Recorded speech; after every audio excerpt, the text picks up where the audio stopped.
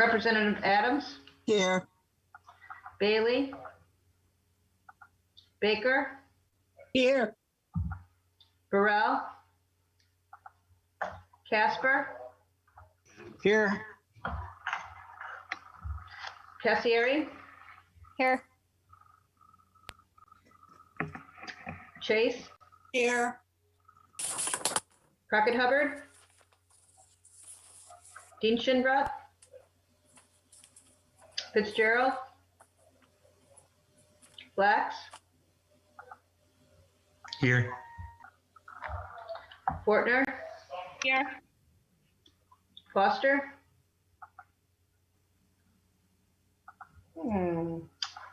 Foster, oh, there's Burrell.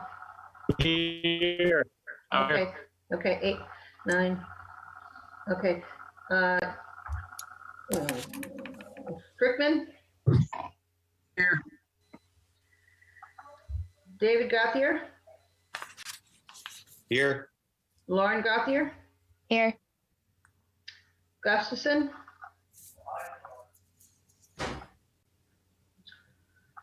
Hayline, Here. yep, there we are.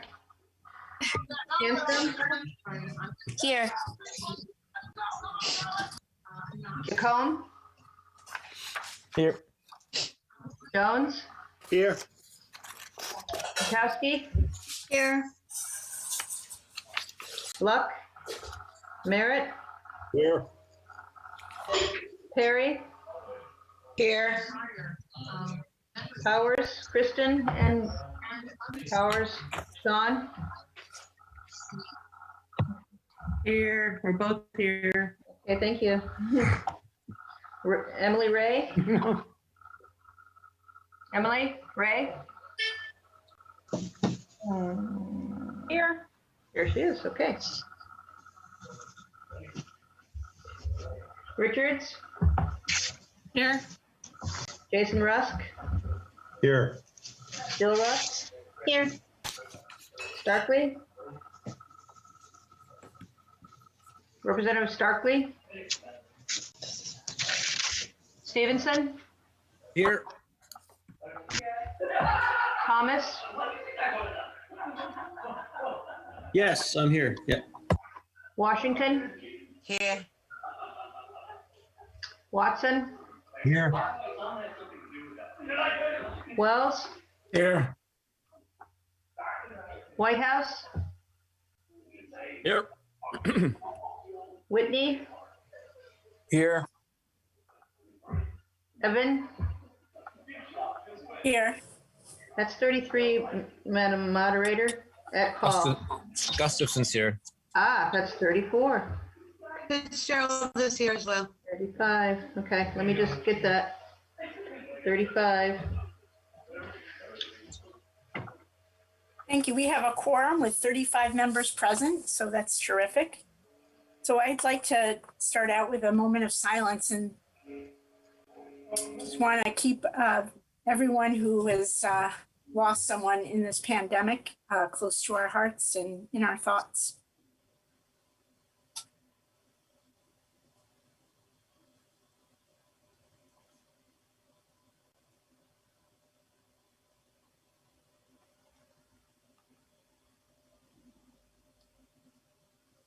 Thank you.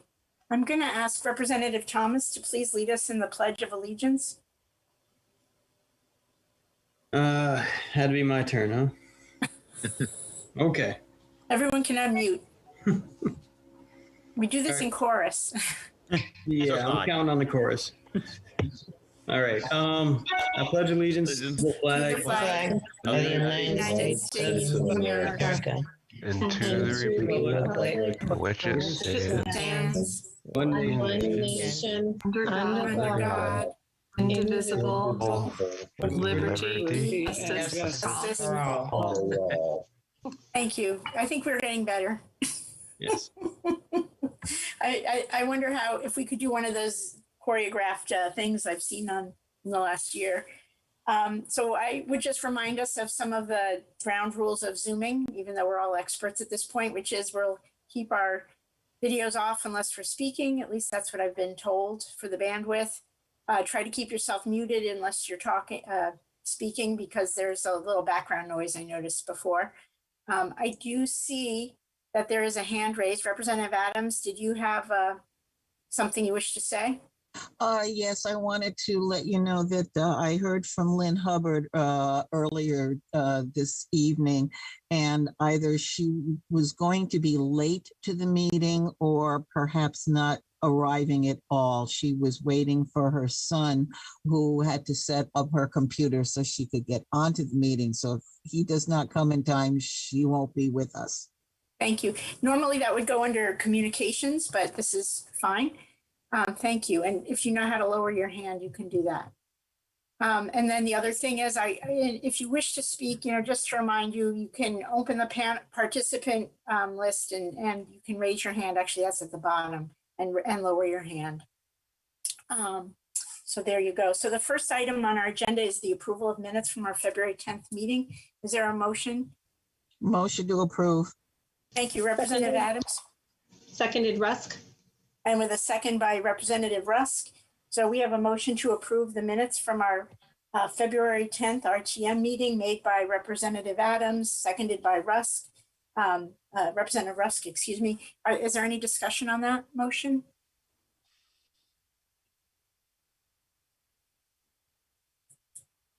Seeing none, we have a motion on the floor to approve the minutes of our last February meeting made by Representative Adams and seconded by Representative Rusk. All in favor, please say aye. Aye. Aye. Any opposed? Any abstentions? That motion passes unanimously. Thank you so much. At this point, this is the portion of the RTM agenda where the RTM is welcoming comments from citizens. Each presentation should be limited to 4 minutes or less, and citizens should, if possible, submit written comments as well. Presentations should be limited to matters pertinent to Groton. The moderator or members through me will ask questions only in order to clarify the presentation. Responses may be given by me or the town manager. Citizens should state their name and address for the record. I don't know if we have anyone who wishes to speak at this time. Do you know, Clerk McCousher? Yes, we do have people signed up. We have Daniel Sims is a citizen's petition, and Liz Raisback, but I think Liz is first and then Daniel. Okay. Liz, Ms. Raisback, would you like to speak? I would. Can you hear me? Sure. Do I get to put my picture on? Sure.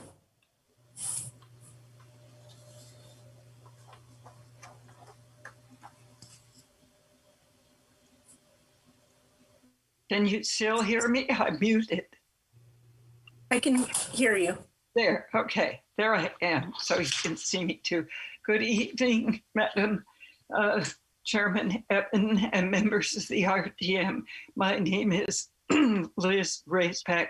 I live at 81 Main Street in Groton, and I'm speaking very briefly this evening as co-chair of Groton Conservation Advocates. I just want to give a little introduction to the presentation my co-chair, Eugenia Villagra, is going to be giving shortly. It's difficult to stop and reconsider direction when one is already on a path that seems right. But if there was ever a time to stop and rethink a very costly plan for Groton, now is the time for the Town Council and the RTM to rethink the proposal to cover acres of Groton in synthetic turf, Groton school fields. Too much is at stake for our children, our environment, and the town budget. In a decision to rush down the synthetic turf path without a full understanding of the consequences. And our mission this evening is to help you understand some of the issues around synthetic turf. This evening, we will show in our presentation that many very credible authorities around the country have growing serious concerns about the dangers and financial costs of synthetic turf.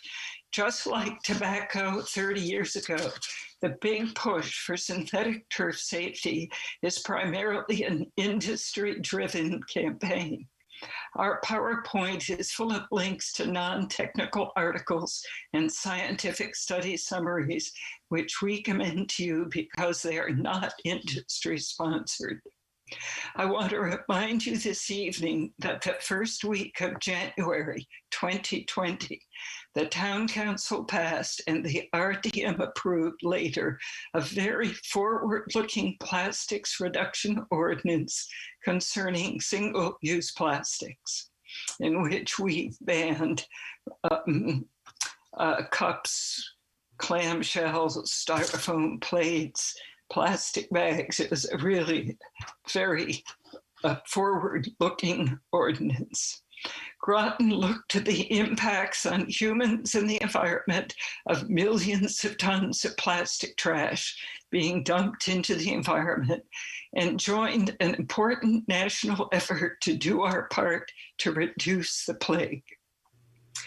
Do we as a community now want to take a giant step backwards on plastic pollution after taking such a very large step forward? I hope the information we share with you this evening will help you conclude that the answer should be no. Thank you very much. Thank you, Ms. Raisbeck. Can I is Daniel Sims there? I am. You may speak. Please state your name and address for the record. Okay, I'm trying to start my video, but I'll just start now. My name is Daniel Sims. I live at 30 Burroughs Street on the Groton side of Mystic. I'm a member of an organization called CUSH in Stonington, which stands for Clean Up Sound and Harbor. And I just wanted to speak a little bit about organic turf management versus synthetic turf management. The purpose of organic turf management is to improve the health of the soil so that the soil can feed the grass. And you try to create a living ecosystem in the soil where microorganisms feed on each other and excrete nutrients that the plant uses to grow. The best example of this is the Great Plains in the Western United States. That was an ecosystem completely in balance. It had topsoil that was many feet thick and supported tens of millions of buffalo with no intervention by humans. With synthetic turf management, the natural biological processes are ignored and chemicals are used to feed the plants directly. What results when you have that, as soon as you stop putting the synthetic chemicals on the turf, the plants become weak and they don't grow very strong. With the organic method, the soil is healthy and it holds a lot of water, so it prevents runoff and creates a natural environment that's much healthier for the people and the environment and the water sources in the ground. And obviously, when you have a playing field, an athletic field, you have to do extra work to make that field healthy. And we worked with a national expert in how to accomplish all this because it requires a lot of knowledge. And I would just recommend to the representative town meeting that when the time comes that you allow us to bring this expert on who can explain the details of how this all works. Thank you. Thank you, Mr. Sims, for your talk. I believe Representative Flax would like to speak. Thank you, Madam Moderator. I'm speaking as a citizen of the town during citizens petitions, not as an RTM member. And it's to address the Groton Conservation Associates presenting tonight. And we want to say that the Fields Committee spent a year putting. Could you, I know this is redundant, but please state your name and address. Oh yeah, I'm sorry. Bruce Flack, 632 Knowing Road. Thank you. The Fields Committee spent a year putting together their recommendations, and the Groton Conservation Associates, along with the council and moderator, are undermining their work. The GCA, the Groton Conservation Associates, have every right to present, but when it is appropriate. They're hijacking the narrative, and it's damaging their credibility in the process. Has Groton Conservation Associates given this presentation to the Fields Task Force?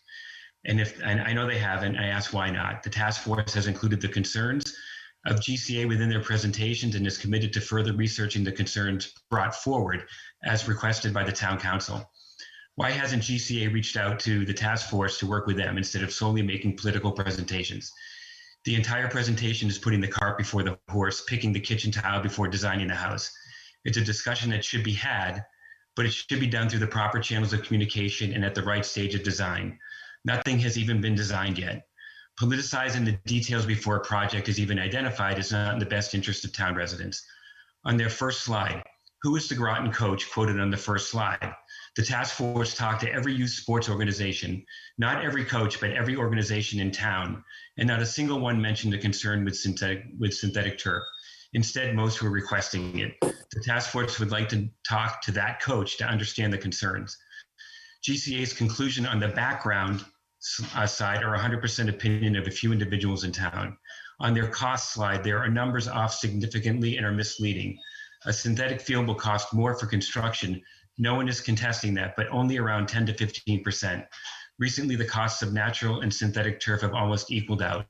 You can't send bare dirt for 90 cents a square foot, let alone build an athletic field. It's completely irresponsible to insinuate that's a reasonable cost. They should provide reference for their cost facts. They should also use recently bid field projects in Connecticut, not random Google numbers. On page 6, I believe it is, of their presentation, they talk about Montgomery County and the slide that shows that the lifetime cost of a grass field is less than the lifetime cost of a synthetic field. And Montgomery County put that slide out in 2012. In the following 8 years, they put in 13 artificial turf fields. So I'm not sure if they didn't believe their own slide, Montgomery County, or if they did, why they're using that as proof when Montgomery County then put in all artificial turf fields. My point is that I understand what the Groton Conservation Associates what they're trying to do, and I applaud them. We should be looking at the environmental concerns, but now is not the right time.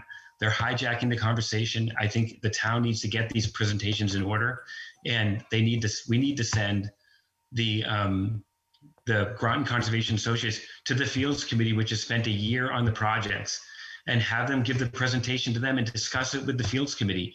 And then hopefully they'd come to some kind of understanding instead of jumping over the Fields Committee and going right to the council and the RTM, which in my opinion is politicizing the issue. Thank you. Thank you, Representative Flax. I would just like to call on Representative Gauthier, Lauren Gauthier, who had a question for Ms. Raisbeck, if Ms. Raisbeck is still here. Representative Gauthier, would you like to ask your question? No, I believe it was inadvertently addressed by Representative Flax that this presentation has not been made to the Athletic Fields Task Force yet, and there's nothing for the RTM to vote on yet because the task force hasn't made a motion or any information for us to, yes. Okay, so that's the only thing I was looking for. Thank you. All right. And is there any other members of the public who wish to speak?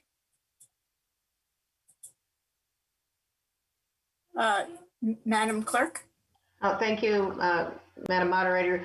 I was trying to recount all of your members because, I noticed a few more jumped in, and I see two D. Gauthiers on the screen. Is that, am I seeing things or not? So I see two connections. No, there's two of us on two different devices. I saw a third of David.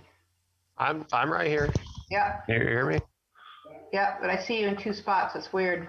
Okay. Okay. I think we're set. Okay, and I believe that I don't think we have 40, but it's possible. It can't be. It's got to be 30 38, which is what I said before. I believe Representative Starkley has joined us and Representative Bailey as well. Yes, I have counted for them. Okay. But we're still missing Representatives Crockett Hubbard and Luck. So that would put us at 38. Okay, thank you. That would make sense. All right, so the next item on our agenda is the reception of communications, and I believe Representative Adams did mention Representative Crockett Hubbard might be late. I did also receive note that Representative Luck will not be here, and I wanted to note and kind of thank Representative Mello Miller and Representative DeCillier Fleming have both stepped down from this body, and I wanted to thank them for their service and let the body know, at least from my point of view, that their work on this RTM will be missed. And I wanted to welcome 2 new members. We have a new member from District 7, Representative Emily Ray, and from District 2, we have Representative Eddie Jacome, and I wanted to welcome them aboard, coming in right before the budget season. So they're very brave and civic minded. So thank you for that. As noted, we do have a brief presentation during communications from Eugenia Villagra, and that will be followed just for the sake of Superintendent Austin had asked if she could follow before the town manager's report. So I'm going to do that with this body's forbearance. That would be great. Because I had extended an invitation to Superintendent Austin to come and in her new capacity as superintendent, I don't believe she's been here yet. So anyway, I will ask Eugenia Villagra if she would like to take the stage, and she could put her video on if she wants, or Madam Clerk? Yeah, I'm sorry to interrupt, but we did the 3rd District Caucus elected a new member also. He's an old new member. Right. Ian And Thomas. I forgot. Yeah. Representative Thomas is now a District 3 member. Thank you. Welcome again, even though you've just moved to a new district. So congratulations on your new house.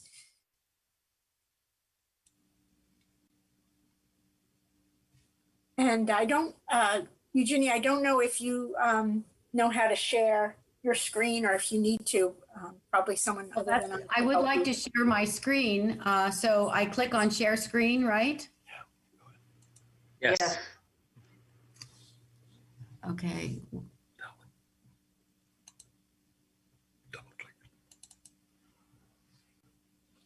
It's not coming up. What if I do it here? Just double click it. Oh, there it goes. Okay. And do the slide presentation. Yeah, but this is in the way. Don't worry about that. Do what? Slide presentation. We can see your screen now. Okay. What, this?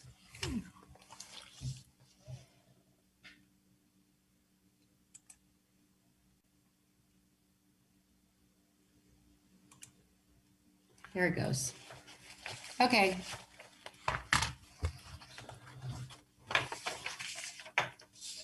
Hello, my name is Eugenia Villagra.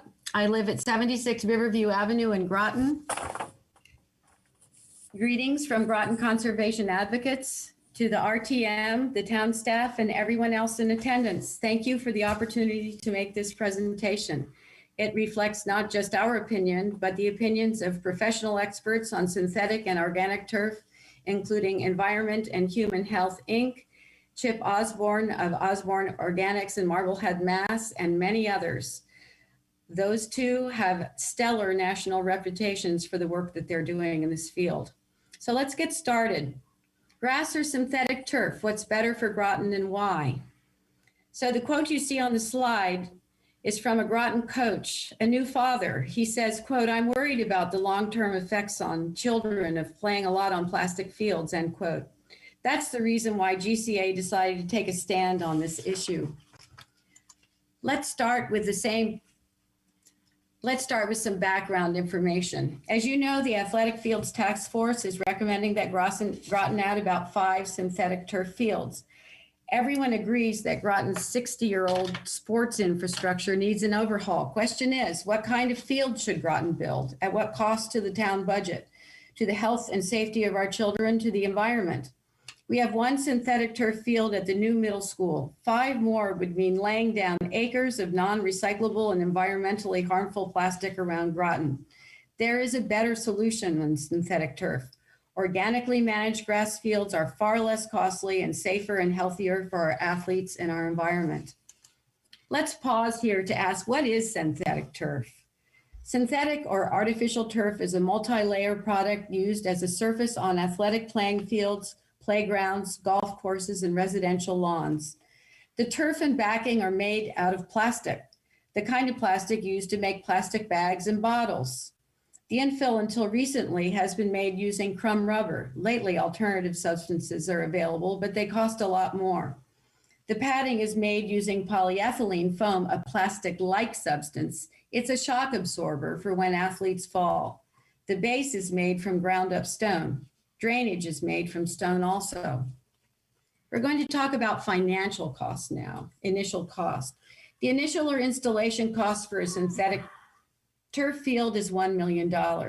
There may be additional charges for special infill, pads, and irrigation systems. If the field is located on a slope, special drainage systems are needed. Natural grass costs less depending on what type of grass field is built and if it's built from scratch or renovated. According to the Sports Turf Managers Association, the cheapest natural grass football field costs $51,000. The most expensive grass field costs $576,000. It's a huge range, but the highest price is still almost half the cost of a synthetic turf field. Maintenance costs. The turf industry likes to claim that the maintenance cost of synthetic turf is lower. In 2016, the Massachusetts Toxic Use Reduction Institute conducted an extensive study and concluded that, quote, in nearly all scenarios, the full life cycle cost of natural turf is lower than the life cycle cost of a synthetic turf field for an equivalent area, end quote. Cost overall. This chart shows that over 20 years, the cost of installing and maintaining synthetic turf is more than twice that of natural grass fields. Now we turn to removal and disposal problems, which are costly in terms of finance, environment, and health. The average lifespan of a synthetic turf field is 8 to 10 years. Removal and disposal of synthetic turf is prohibitively expensive. It is hard to believe, but true, that the total end-of-life removal, transport, and landfill fees can cost up to $250,000. Why so expensive? The turf weighs about 500,000 pounds or 250 tons. Groton Transfer Station won't accept it, and burning creates a health and environmental hazard. No companies in the US can completely recycle them. Only one company in Denmark can completely recycle them. Why no recycling facilities in the US? Because it's not profitable. Plastics used in synthetic turf are cheap to make, but very expensive to separate. Because there is no state or federal regulation of synthetic turf disposal, the acres of turf installed across the US over the last decade are being stored on private property or illegally abandoned, sometimes in water bodies. Dump turf, like you see in this picture, is piling up on the sides of roads, and the burden and responsibility of anyone who lives around it or the town. More environmental concerns. Infill. Is alternative infill safer? Fortunately, Groton's new and first synthetic turf field at the middle school substituted the cheaper and more toxic crumb rubber infill with Corconut infill because studies have linked crumb rubber to cancer with the highest rate in soccer goalies. In 2019, even the Trump EPA acknowledged this problem. However, new substances like Corconut, olive pits, etc., are untested. Plant-derived infill contains a small amount of plant material and a large amount of silica dust, which is a known carcinogen and can cause silicosis or fibrosis of the lungs. The picture on this slide shows another concern. This is what happens after a downpour of the kind we have more and more often with climate change. The infill and other chemicals used on the fill end up in our waterways. On this picture, you can see the coconut infill that's floating on this, that's floated up to the surface, and then with the runoff will run into our waterways. More environmental concerns. There are acres of plastic in the synthetic turf blades in the top layer. Exposure to the elements, especially ultraviolet rays and rough play combined, turns the plastic brittle. The blades then break into tons of little pieces. Only one synthetic turf field will disperse more than 3 tons of microplastics into our groundwater, streams, the sound, and beyond to the oceans. Microplastics are considered a present and emerging threat to terrestrial ecosystems. Now, health and safety issues, exposure to chemicals. PFAS. PFAS are man-made chemicals called forever chemicals, and they are in synthetic turf because of the heat problem, which we'll discuss in the next slide. PFAS are correlated with cancer and birth defects. 2 big concerns are that PFAS get into the air players breathe and leach off the fields and into groundwater. For an expert opinion on this issue, here's what PEER, Public Employees for Environmental Responsibility, Director Kyla Bennett, formerly with the EPA, stated, quote, PFAS in synthetic turf should sound alarm bells for parents and for all municipalities with these fields. For the health of our children and communities, we urgently need to take a hard look at PFAS in synthetic turf, end quote. We also have to think about microbes in synthetic turf. Antimicrobials or pesticides are used to disinfect synthetic turf fields on a regular basis to neutralize bodily fluids or any other decomposition of organic residues. This is a much bigger problem in synthetic turf than natural grass. Here's a good example. A football coach said, quote, I've been coaching a long time, Morgan State coach Donald Hill said. I'd seen maybe 1 or 2 staph infections in all my time in football. But 3 years ago, we put down new synthetic turf on our football field and we began to have 3 to 4 cases a week. Several cases of MRSA have been cited as well, enough so that the CDC has issued a warning about several risks. Playing on synthetic turf is one of them. More health and safety. Heat. Heat itself is a big risk factor for children playing on synthetic turf fields. Hot fields emit volatile organic compounds and can cause skin injury and heat exhaustion or heat stroke. It is true that cork fields can be kept cooler. Just be aware that they require frequent watering to remain cool, adding significant expense. In Burlington, Massachusetts, only a grass surface is considered safe to use when it is 85 degrees Fahrenheit outside with 60% humidity. More health and safety. Injuries. Research shows that synthetic turf fields are associated with a greater incidence of mechanical injury to the joints, like ACL tears, than natural fields. This is caused by the very feature, greater traction, provided by synthetic turf. Where natural grass tears under stress, with synthetic turf, it is the human body that gives way. High school athletes are 58% more likely to sustain an injury on synthetic turf. U.S. men's and women's soccer view synthetic turf as inferior and refuse to play on it for playing quality and safety reasons. Based on NFL injury reports over 6 years, the NFL Players Association president said that natural grass fields provide a much lower risk for injuries compared to synthetic surfaces during practices and games. Tom Brady wants to switch back to natural grass. The better choice, real grass fields. Natural grass is a living, sustainable system, and with good cultural practices, it gets better and better over time. Grass fields cost less. Grass releases small water droplets, cooling the air and improving air quality. Grass soils contain microorganisms which neutralize pollutants. Grass produces oxygen, and it also removes CO2 from the air and stores it in the soil.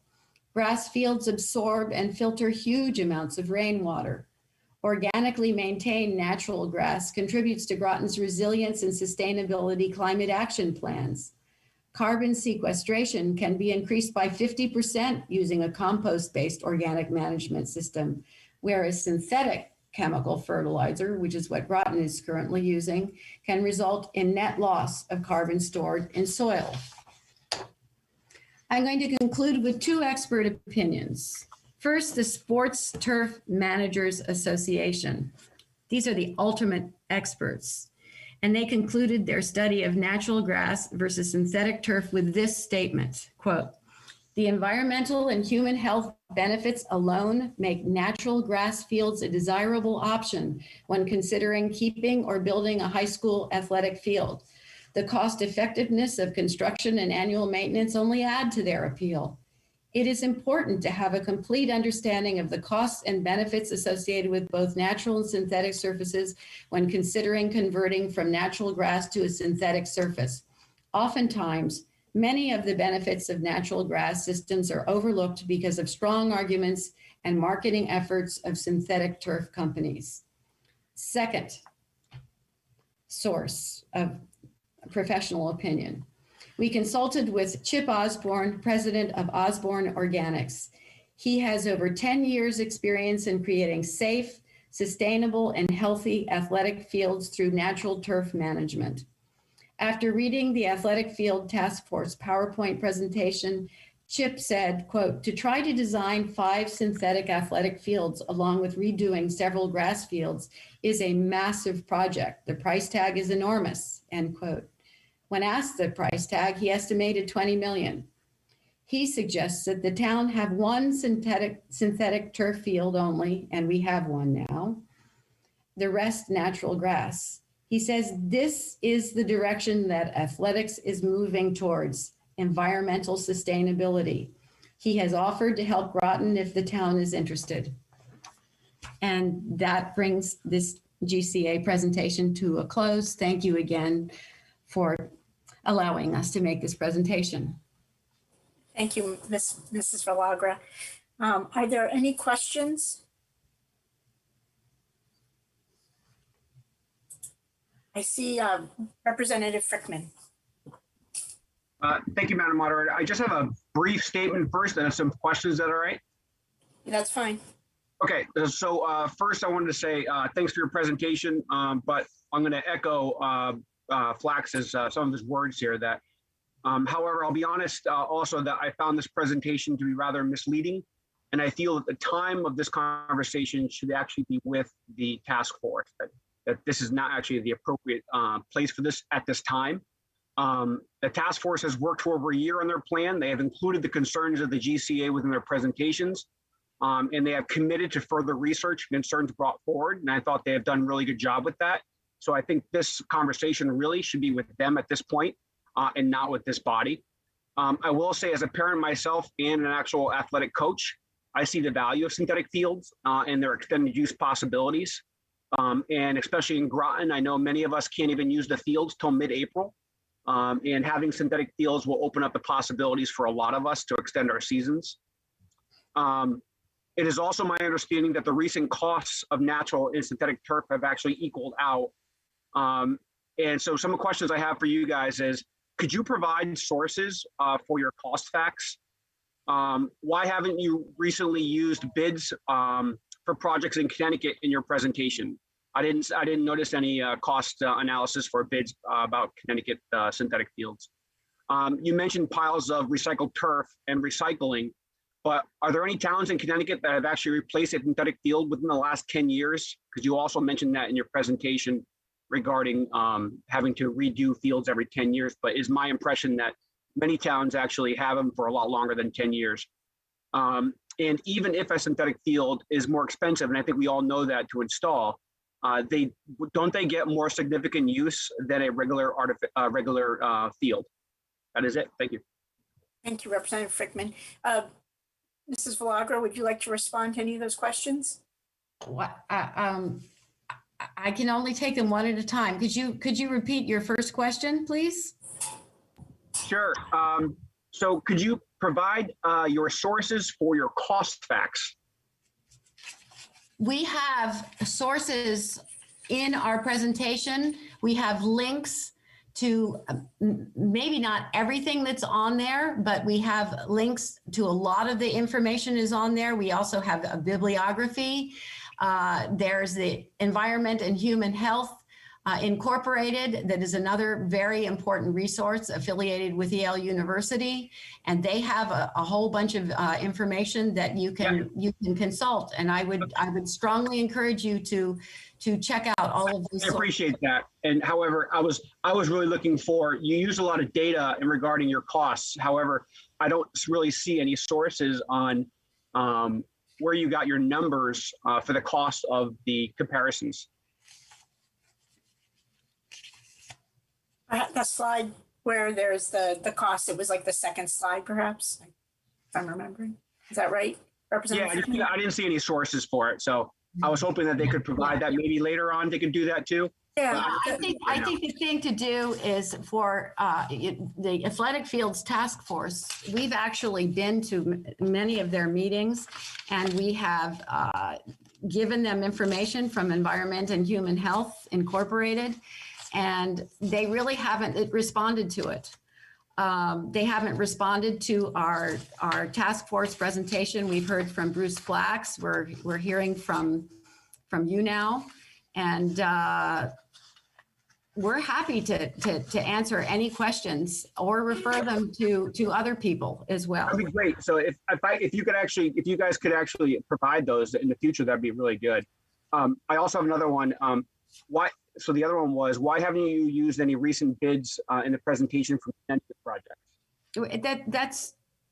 That's really not in our wheelhouse. We're presenting information that is related to environmental and human health impacts.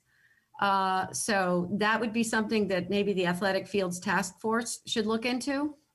Okay, and another one was, you also mentioned about the piles of recycled turf. Are those pictures from like places in Connecticut who have just left it on the side of the road? And are towns in Connecticut, have they replaced synthetic fields within 10 years? Do you guys know of that? We are using averages in our data, okay? So we don't have data on specifically Connecticut. So that comes, those figures that are being quoted there from different sources are from different parts of the country. Okay, so where was that picture? I was just curious where that is picture Pennsylvania, was. York, Pennsylvania. So it wasn't in Connecticut or anything like that. Okay. It was not in Connecticut. That's okay. So but that doesn't mean it won't happen in Connecticut. Sure, understood.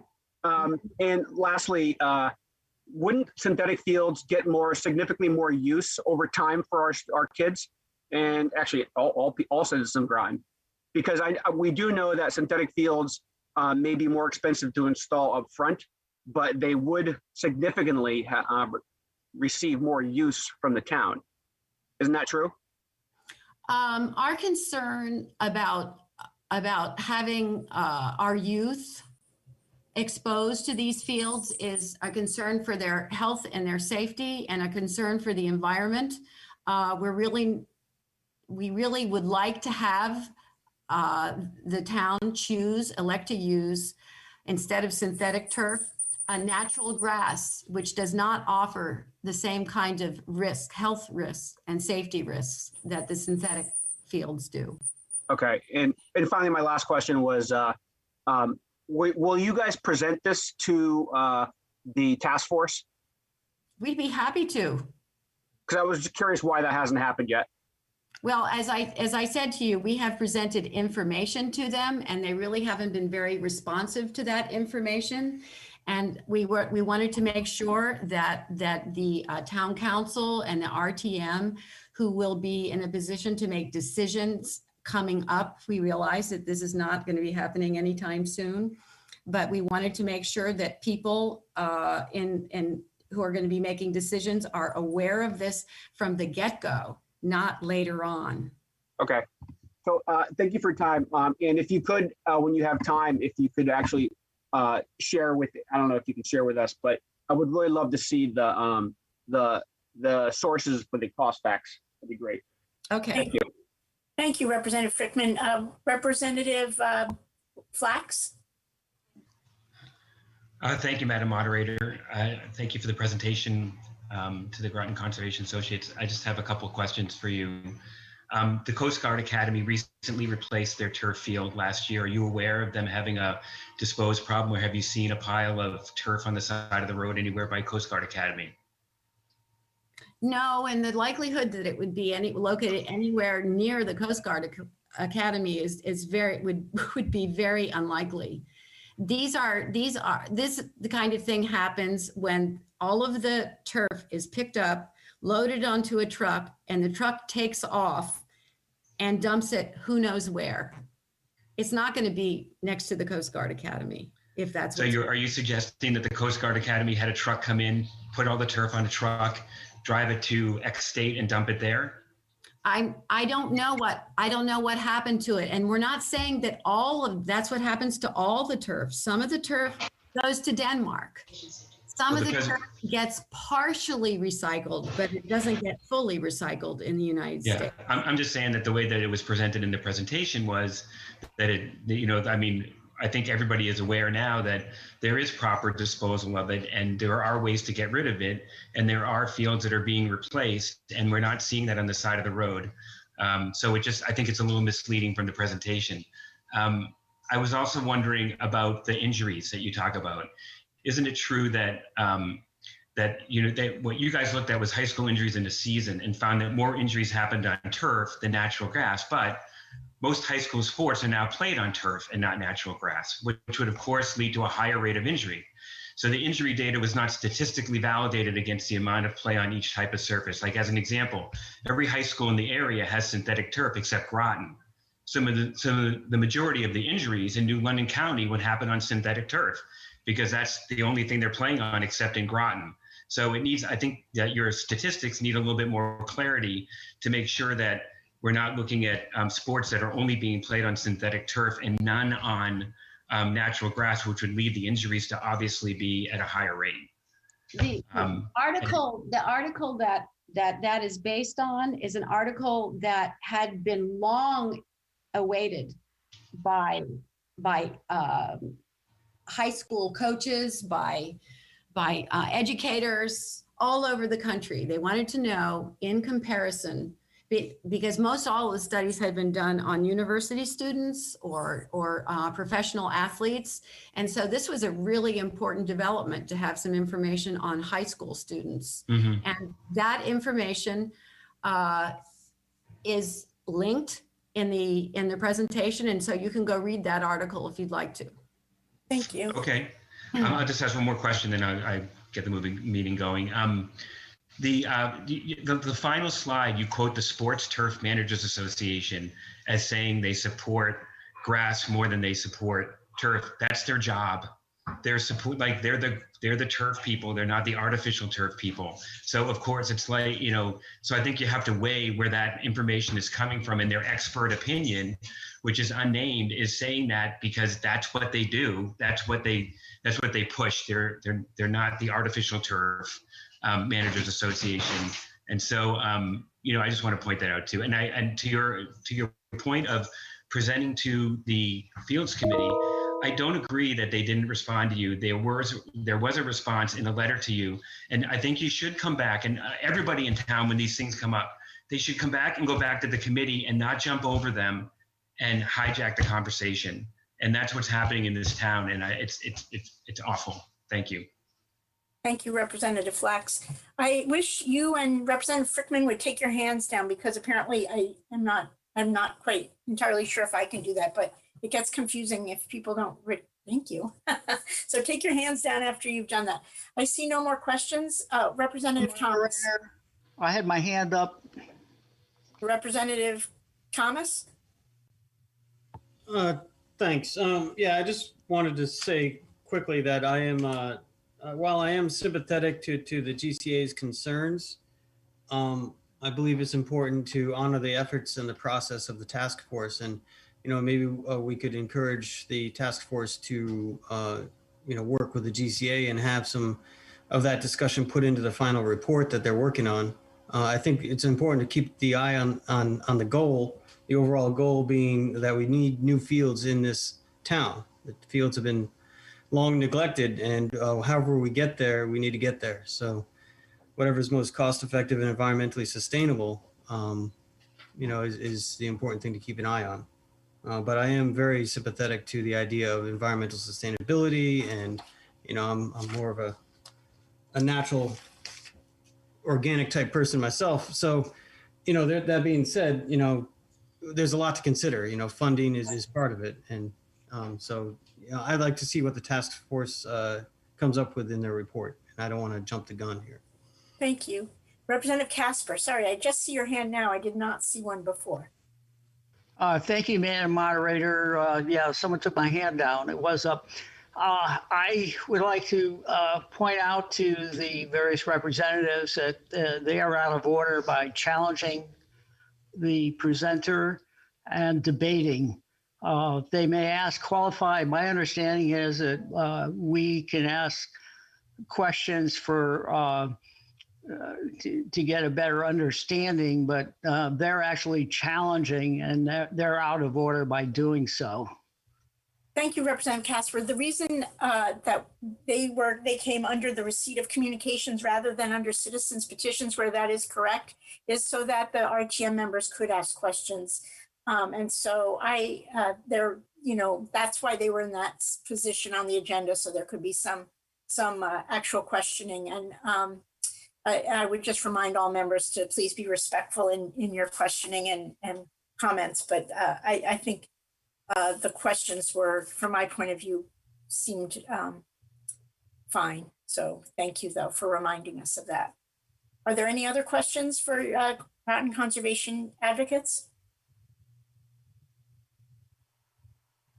Thank you. At this point, I'm going to turn the mic over to Superintendent Austin, and I believe this is the first time you've come and spoken to our body, so thank you for joining us tonight. Thank you for having me. I'm really looking forward to greeting our students for more in-person learning, and so are our teachers, our educators, and I'm sure our families are absolutely thrilled as well. I really wanted to say that we had a group of over 40 educators who worked together and planned a district-wide, phased-in strategic plan, and they continue to work on it. Along with the district planning committees, we have school planning committees. So we're really looking at health and safety protocols as they return. We're looking at instruction and assessment and what that's going to look like. We want to make sure that we're providing for both our in-person students and our remote learners. Our students, whether they're remote or in person, will still have the teachers they've always had. Some districts have chosen to, add a lot of substitutes for those students, but we really feel that we've got a handle on the situation. We might have some extra support systems, in place to help support teachers, but they're really looking forward to having their own students back. We did a survey and found out that about 85% of elementary parents are intending to send their children back 4 days, and about 70 to 75% of secondary. I'm hoping that once we, bring them back starting March 22nd for pre-K through 2, 4 days a week, and then the next week we roll out grades 3 through 6, and then the following week, early April, we roll out the upper grades, the 7 through 12. In addition, on the week of March 22nd, parents of students at Fitch High School will be receiving information from Principal Kelleher regarding the SAT day, which is for all students around the state in 11th grade on March 24th. And in addition to that, we're going to roll out our PSAT that we always do for 9th and 10th graders. So we'll be meeting with the cohorts at the beginning of the week and the end of the week, and in the middle of the week, there'll be some assessments that are going on. So that's how we're going to actually lay it out. I feel like the plan is a really good one. And by May and June, we're bringing back the kids really for a full week. They're doing 4.5 days. They'll come in Wednesday for half a day.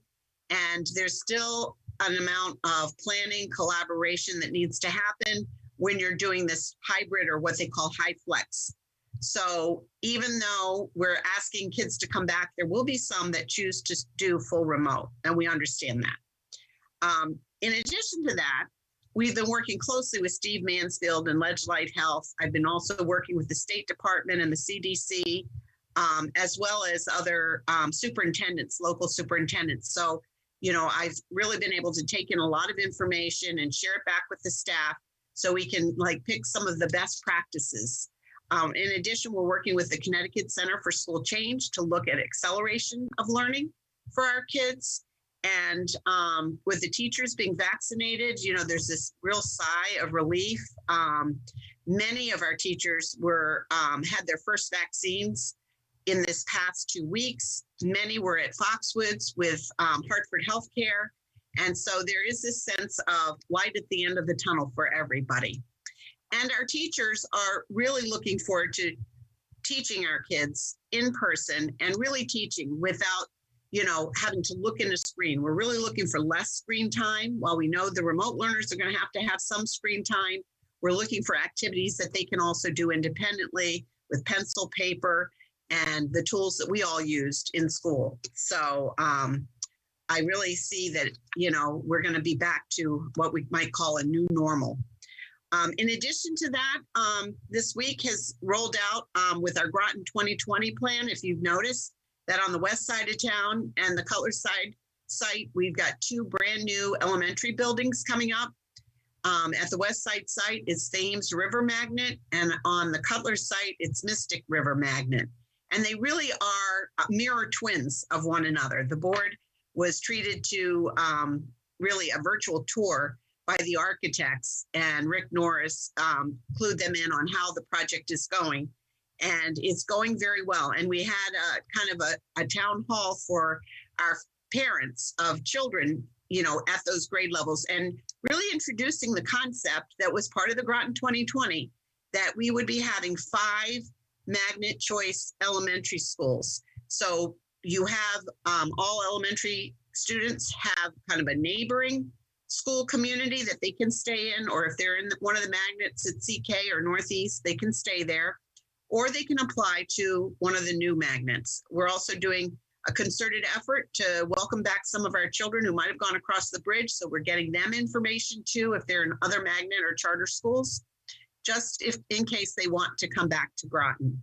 And we noticed that that did happen when we opened up Groton Middle School. So we're hoping to see that happen again.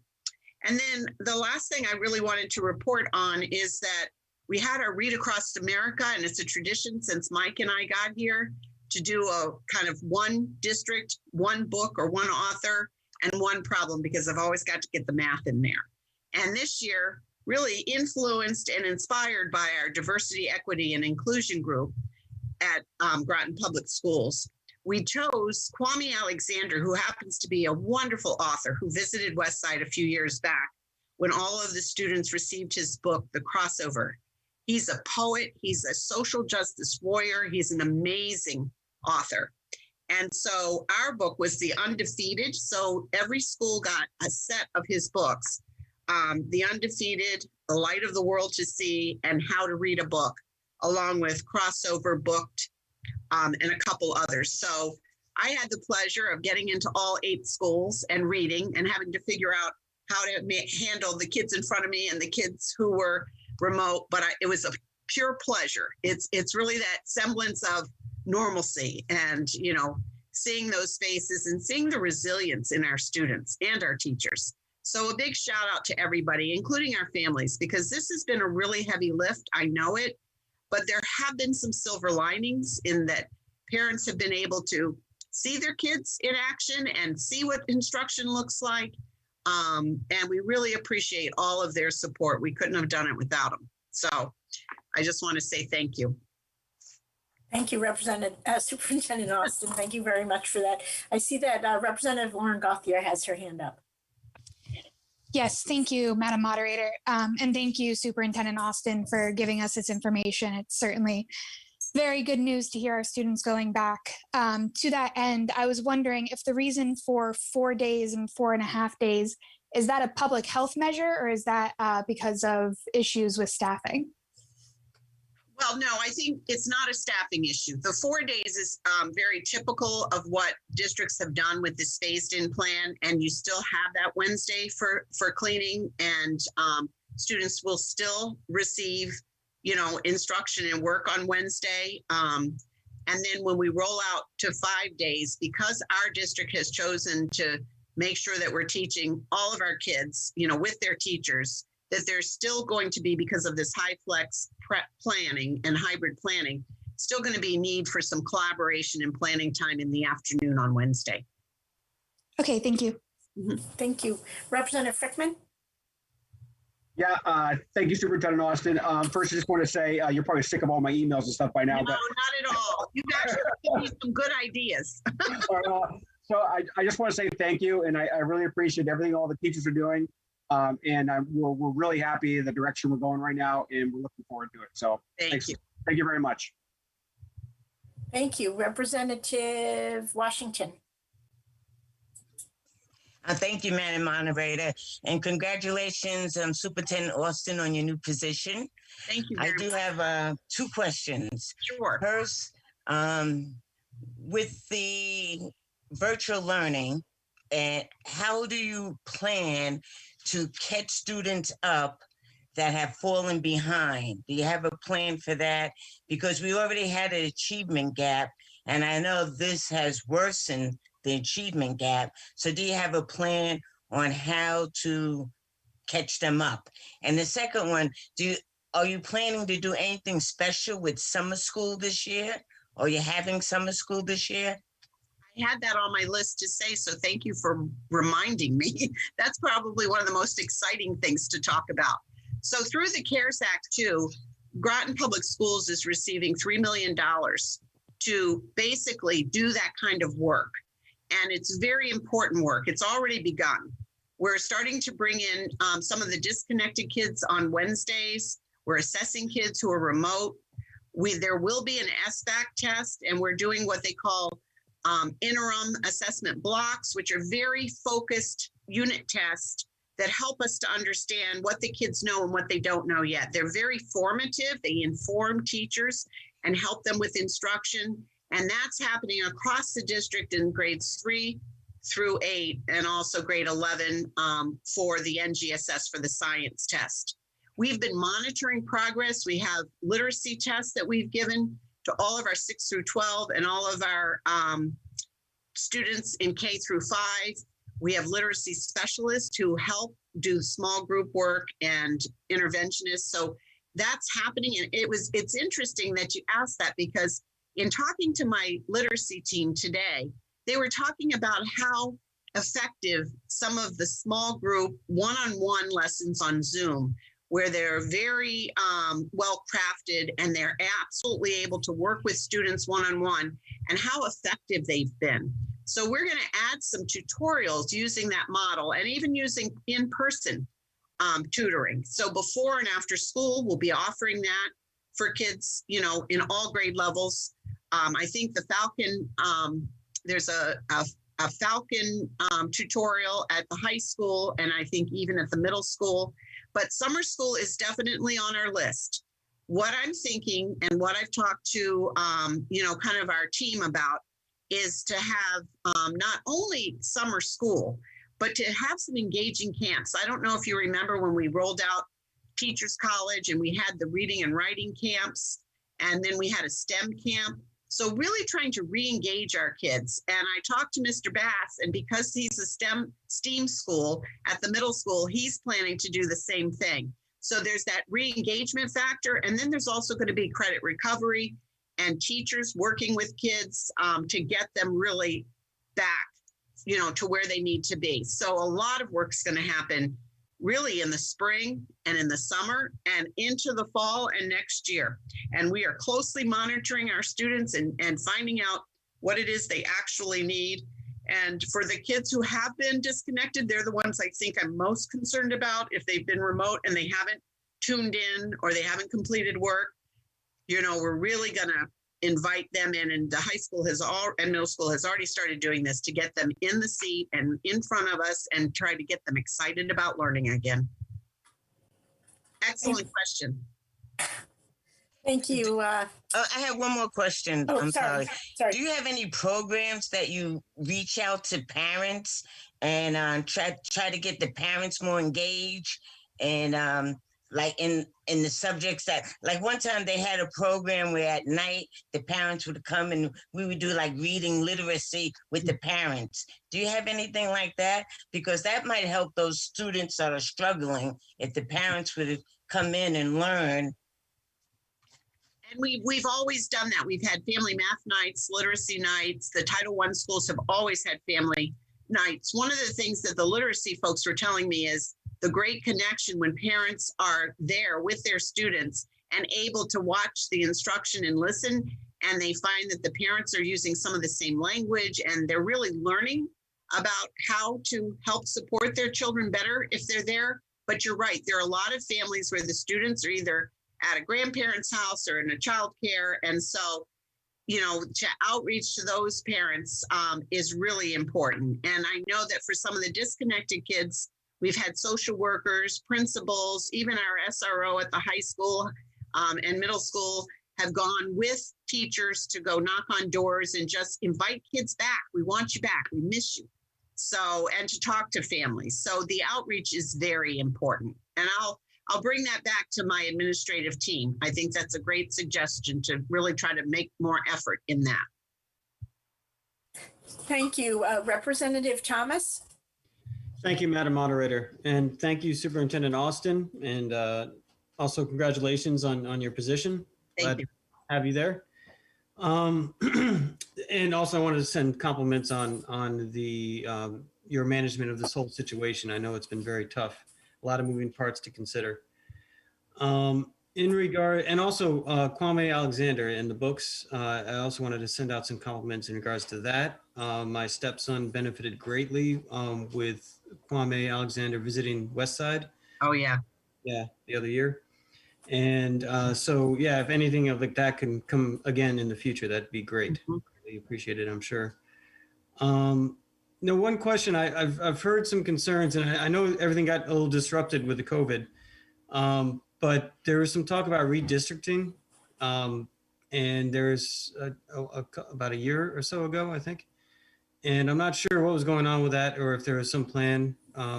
Is that still a thing, or has that been shelved? No, Mike Grenier and I really tried to avoid any kind of redistricting, and this whole Groton 2020 plan really allows for students to be in their kind of neighborhood zones, but with the closing of 3 schools and the opening of the 2, there was we tried to keep our students, you know, with their peers when they moved them to the schools, the new schools. So there's most of Claude Chester and SB Butler coming together at the Mystic River, and then a lot of Mary Morrison and some other areas going to the Thames River. So, you know, there are some what we call hashtag areas where walkers like from Ensign Road, instead of going to Northeast, can come to the Mystic River, a Mystic River magnet, and then new families moving into town, that will be their new area.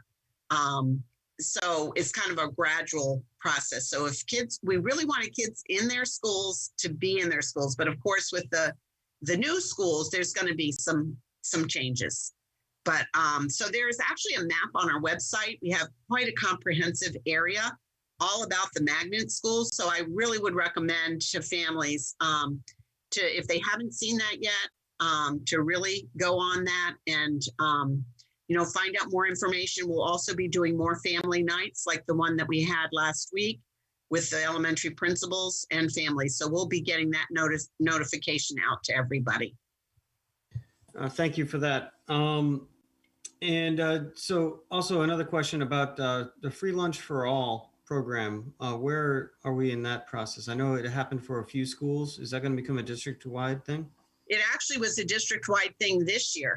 And I think that was due to the COVID funds. And I will check with Ernie Koshmater, who really does a fine job making sure that our kids have nutrition. And he does it not only the school year, you know, and then of course in those alternate sites for the remote learners or for families to come and get, you know, both breakfast and lunch, but he does it all summer long as well. So I will double check on that to get the right information. You know, I'm hopeful that it can continue next year, but I can't promise. I have to, you know, find out where the state is with funding that. Oh, thank you. If with the American Rescue Plan that I believe is on the verge of being signed, what is your sense of that? Is there going to be some funding in there that might be able to like shore that free lunch program up for like another year or two? Well, that's the kind of thing that would be a real good hope. So I will check on that to make sure. I'm part of the CAPS, Connecticut Association of School Superintendents, and the Alliance Superintendents. So we have a meeting coming up next week and I'll find out about that. Thank you. Thank you. Representative Gustafson. Thank you, Madam Moderator. I just had a quick question for the superintendent. Can you just explain the reasoning about as far as the phased opening 3 through 6 versus say 3 through 8, just out of curiosity? Thanks. Well, with a phased opening, what you do is you bring in up to 50% capacity of the building and then, you know, and then phase it in. And ours is really week by week. We're not waiting a month at a time. We're really trying to do it week by week. And that's more in operating the building. You know, lunches will resume and we have to make sure that one of the safety security features we have are these plexiglass inserts and screens that, you know, have plastic in front of them. So when a student takes off the mask to eat or to have snack, that we're making sure that they're safe during that time. While adults are getting vaccinated, students aren't yet. So we still have safety concerns. So, you know, by doing that, you're really ensuring that safety is happening in operating the building. So, you know, by bringing in half of the elementary school one week and the rest of them the next week, the principals are able to manage that better. Okay, thank you. Mm-hmm. Thank you. Representative Whitney. Thank you. Thank you for your considered approach throughout. It's a careful approach by the Groton school systems. And also thank you for the transparency you've had through the whole community to the parents and the students. That's been helpful in continuing the trust we have in the school system and its leadership. Thank you. I have 2 questions. One is, right now the students and parents are being asked to make a choice whether or not their students are going to come back or stay distance or go to distance. But is that one choice and that's it for the rest of the year, or can they change their choice there? That was the case that flexibility was there for the hybrid plan, but it's less clear that would be there now. That's my one question. I've got another one. Mike, it's not an absolute. I've actually had parents call me and say for full remote students that they're concerned about coming back at the very beginning of April. Could they come back more like the 19th of April after the vacation and a week after that? And that's certainly doable. You know, that's something all they have to do is let their principal know.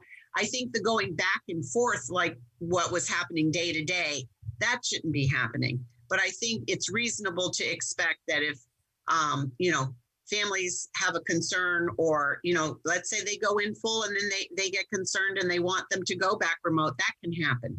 So I think it's just communicating with the teacher and the principal. And we even talked today in our committee meeting about knowing that if a student is a contact and they need to quarantine, we don't want them sitting at home not doing anything. They certainly would then, you know, switch over to remote. So we will still continue to be flexible, but we're just asking in the survey to help us with numbers and planning. What are your thoughts? What are you thinking now? What is your current thinking? You know, and our numbers look good in our community, and that's one of the things that has helped us. But if there should be a surge, we might have to rethink things. So I wish I had a crystal ball on this one, but there is no crystal ball. There's no math formula, and I'm a math person. I would like a formula, but we're doing just the very best we can, and we certainly want families to feel safe and comfortable in making their decision. Thank you. And it is clear that you're doing the very best you can. And my other question is about, I think you termed them as disconnected students. Do you have a sense of rough percentages, high school, middle school, elementary school, or just system-wide? What percent would you say are disconnected students to an appreciable degree? We actually keep track of that, and it is varied throughout the school year. There are some kids who do really well with remote learning and full remote learning, and they're so successful.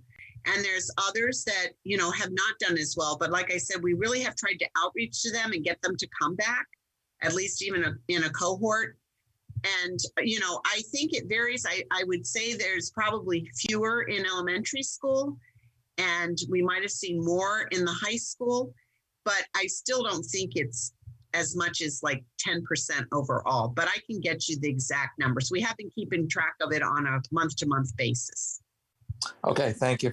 Mm-hmm. Thank you. Representative Cassieri? Thank you, Madam Moderator, and thank you, Superintendent Austin. I just had a quick question. I had a Groton resident reach out to me. Due to her circumstances, she's a single parent, and she can't make it to the pickup times for meals. I was just wondering if there is any alternatives for parents that can't make those pickup times so that they can equally access the food. I'm putting that down on my notes. I'm going to talk to Ernie tomorrow. As we go back 4 days, we've even talked about, that's also another plus, that students will be receiving their meals, at school for both breakfast and lunch. And then we have to figure out those Wednesdays for a little while. So let me ask Ernie about access for meals for families. Perfect, thank you. Because my concern is I believe that she was continuing to be a distance learner as well. So it would be helpful if I could get her an answer. So thank you very much.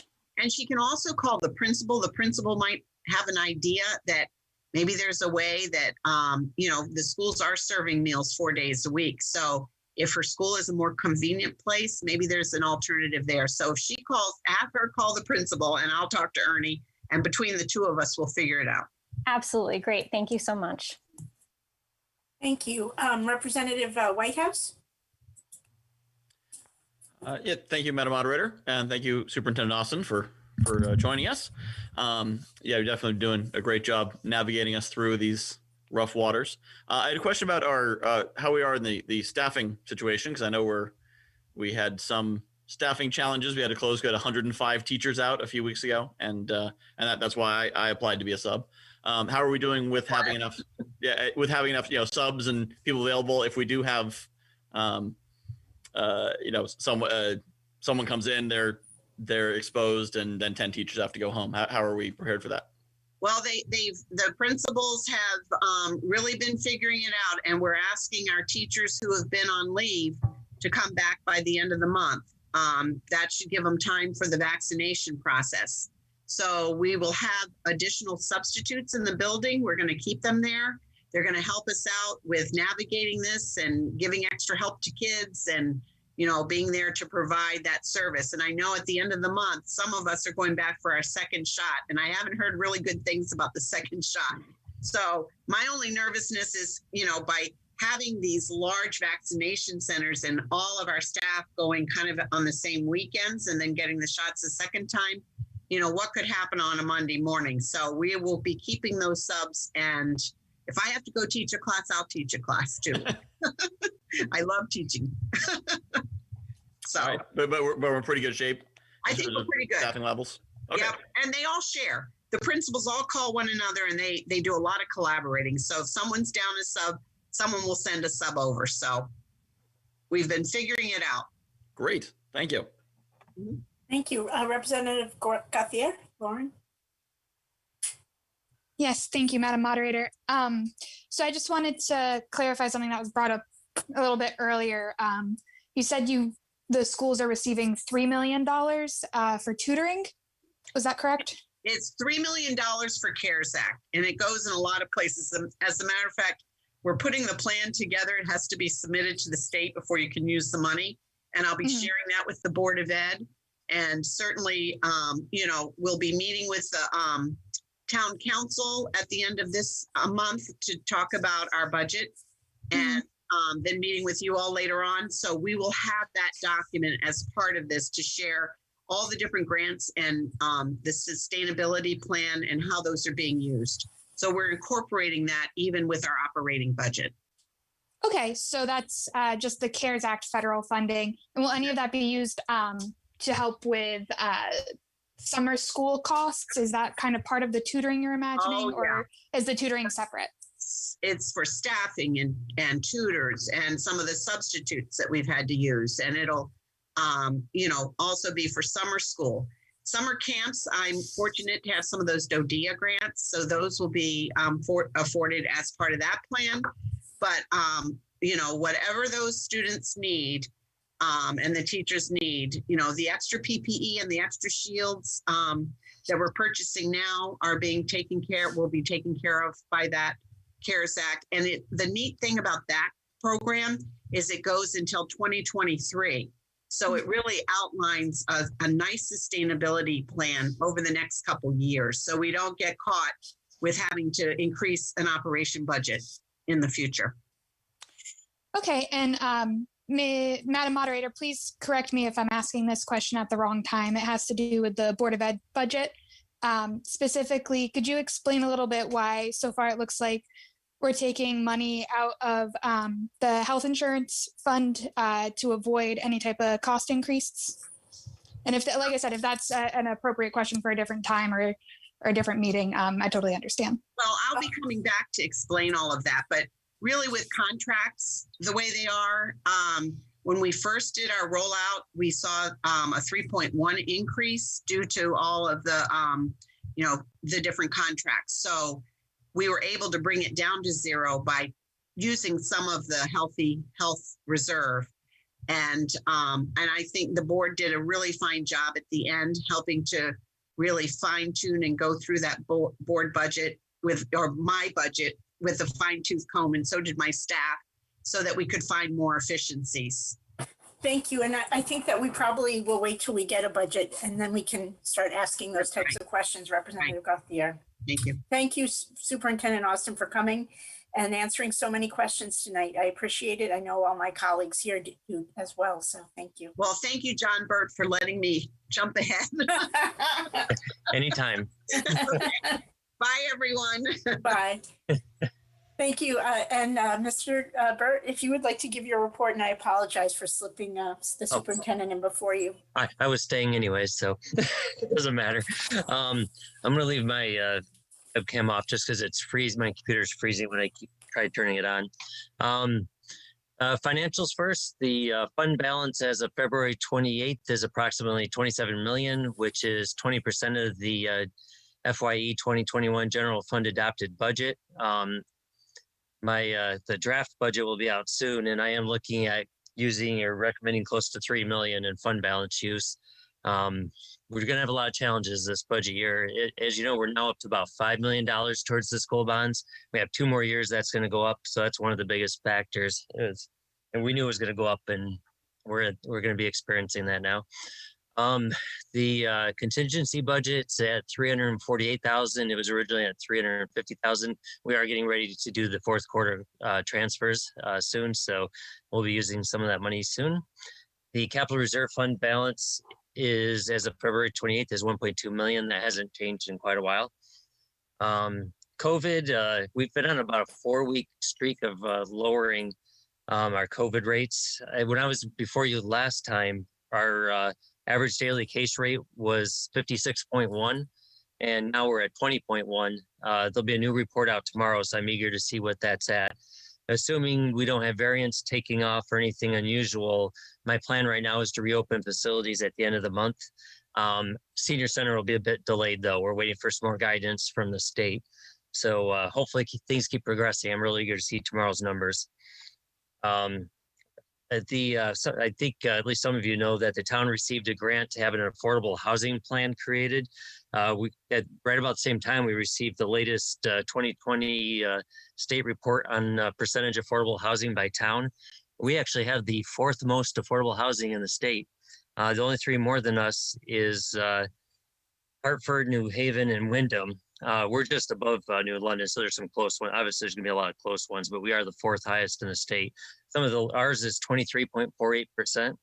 Some of the nearby towns, Ledyard 4.56%, New London 22.96%, North Stonington 1.47%, Stonington 5.85%, and Waterford 4.85%. So I thought it was interesting information and timely with us getting that grant for the affordable housing to have that available as we start going through that. Other than that, just to mention, I've kept you up to date on the Nautilus dock here and there. We've had 2 times it's been bid out, once by the Navy and once by us, where we couldn't get it within budget for our grant, which I believe is around $731,000. It's now gone out to bid a 3rd time. We believe we have a winning combination, so they're due back on March 18th. And that dock is the one that's going to be placed at the submarine museum for use by the water taxi. So along with me tonight, not giving a presentation, but I have Paige Bronk and John Reiner. Any of us can answer any questions you may have. Thank you, Mr. Burt. I don't see any hands up, but I'm sure if we give this body a second, we will. There's Representative Washington. Thank you. Thank you, Mr. Burke. Can you tell me what complexes in the town of Groton are considered affordable housing? Well, part of the plan will be to identify all of them. Actually, Representative Watson sent me an older plan that showed quite a few of them. I can't forward to that, but part of the plan will be to identify everything. I don't have a list myself, and I don't know if the planning department does or not. Mr. Reiner or Bronk, I don't know if you have that yet. I think that's part of the plan. I do not have a list handy at the moment, but in summary, affordable housing in the state of Connecticut deals with deed restricted units or units that are controlled in some fashion, subsidized by government financing. So as Town Manager Burt stated, of our entire housing stock, roughly 23% falls in that definition that I just stated. Would you be kind enough to send me the list of what complexes are considered affordable housing? Yes, we can do that. Thank you. Representative Jones. Thank you, Madam Moderator. Mr. Burt, now that we've gone through sort of a year of COVID, do you have a sense of how our businesses and restaurants have done as they've come through this year, and how healthy are they, and what do you see as any of the challenges that are coming up with them? Mr. Bronk's probably the best one to that. As you might recall, we've had several surveys done at the beginning of the pandemic and I think it's 2 other times. All in all, my feeling is, Mystic obviously held on very well. And I think the PPP, the payroll protection program really helped a lot. But Paige, did you want to add some details in? Sure. I think we had previously referenced the Nava retail survey that was done. We've gone through 3 different iterations of the surveys. And in short, there were some businesses that really suffered, and others that approximately met expectations. And then a few, surprisingly, that did quite well. Case in point would be one that has primarily a delivery-based or takeout-based service. They actually saw a higher volume. But I think for most, it was harmful, and they had to basically shift gears and pivot. And then in terms of funding, not everyone actually went after PPP funding. And we had heard that there needs to be more money that is made available for the business and nonprofit community. But it was kind of interesting to see that we didn't have as many businesses apply. However, those that did apply, most of them did receive some form of financial aid. The theory is there was a lot of unknown, and businesses really were not maybe confident that the loans would be forgivable. They were really unsure as to what the parameters were. So I think all in all, everyone was impacted in some way. Most were impacted negatively, whereas a few were impacted positively. Great. Thank you very much. Thank you. Representative Thomas. Thank you, Madam Moderator. Mr. Burt, in regards to the affordable housing grant and the statistic you gave out about Groton having the fourth percentage of affordable housing right in the state of Connecticut, how is that affordable housing dispersed amongst the districts in the town? I wouldn't have that information with me. I don't know if Paige, when the list you guys have, does that show the districts by chance? I don't believe it does show by district, but it's a running list, kind of a spreadsheet, I believe.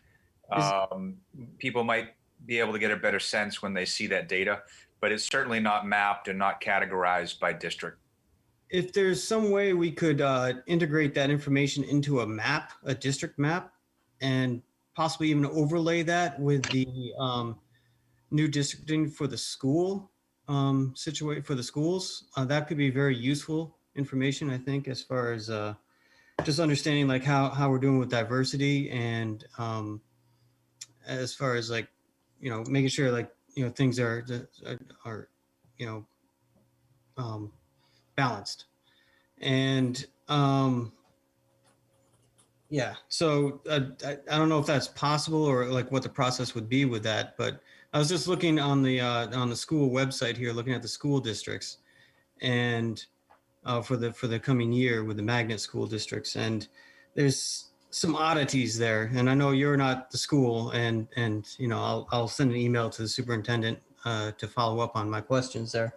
But as far as like the affordable housing situation, I know that there's been a lot of research and a lot of studies and more urban theory or development theory as far as like having mixed income levels in areas that are being developed, like having affordable housing interspersed with regular like priced housing, and having some more development like that. And that way that, you know, it doesn't have, you know, any sort of, you know, stigma attached to it, like as far as like what part of town you might live in. So as we move forward with the affordable housing grant, I would hope that we kind of start thinking progressively as far as, you know, new and inventive ways we could provide affordable housing in all the districts across the town. And, you know, maybe that's a different way we can achieve diversity in all the districts. I think the affordable housing plan will look at a number of recommendations, and Groton is unlike many. The state goal in every community is 10%. So we have more than double that. Our focus really is moving forward. How do we address the existing affordable housing stock in terms of its quality, its location, making sure we provide the right type of housing stock? So I think that idea is worth considering. We're really interested in how we address the units throughout the community rather than achieving a higher target in terms of percentage. So thank you.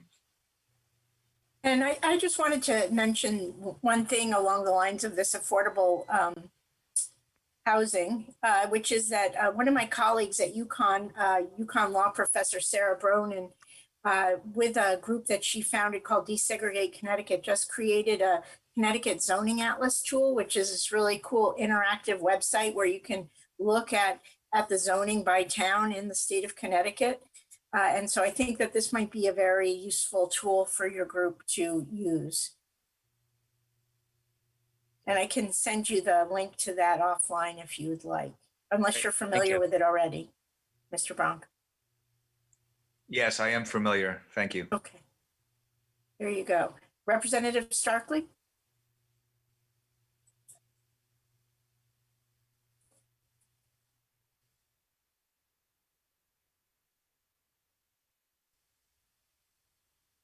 Representative Starkley?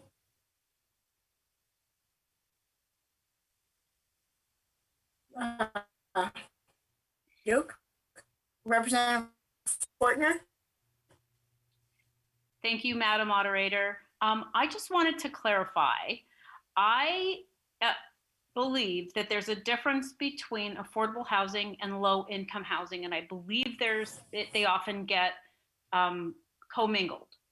I believe, and please correct me if I'm wrong, Mr. Bronk, affordable housing would be slightly reduced cost compared to other units in the same area or possibly the same development for people who are very, very valuable to our society, but who don't always make quite as much money, say a new teacher or an EMT or firefighter or something like that, who might make slightly less than somebody like an engineer at EB or scientist at Pfizer or something like that. But they're not low income. It's just the units might be more affordable. And I believe there's a mathematical portion of this that if you make a certain percentage of the average income in the town, you might qualify for affordable housing.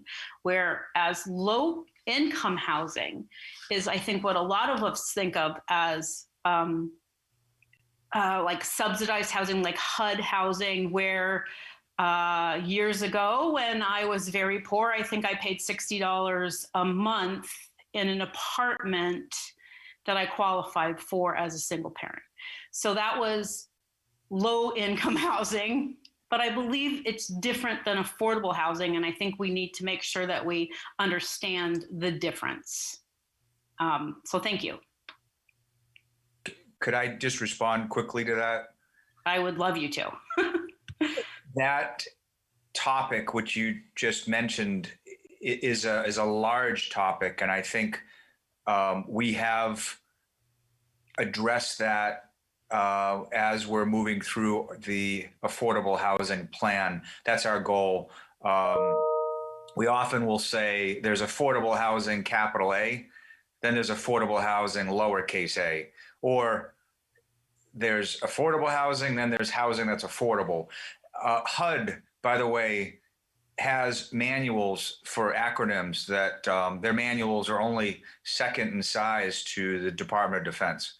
So there are all types of different, they have workforce housing. So I think your idea is on target. That is what we're after.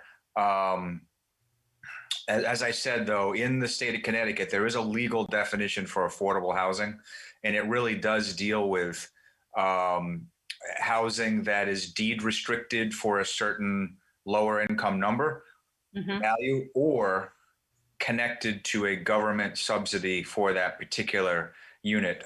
What we're really after in Groton is to try to address that middle income to some degree, because there are plenty of working individuals and families that are still struggling with their affordable housing equation. That is something that we are quite targeted on.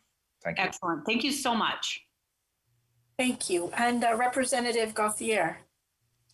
Thank you, Madam Moderator. My question, I believe, is for Mr. Bronk. Could you please provide any updates on the Pleasant Valley School redevelopment plan? Sure. As is common with many of these RFPs, we receive several submittals, and that's great for Groton. We have much to choose from. We go through several rounds of interviews, sometimes written questions, and more.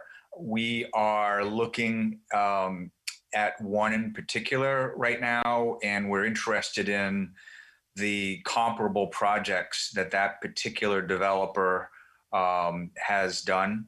And I believe after the committee takes a look at some of these comparable projects, we're prepared to make a recommendation to the town if all goes well. So in terms of time frame, I think we're going to be prepared within the next couple weeks to be prepared to make a recommendation to the town.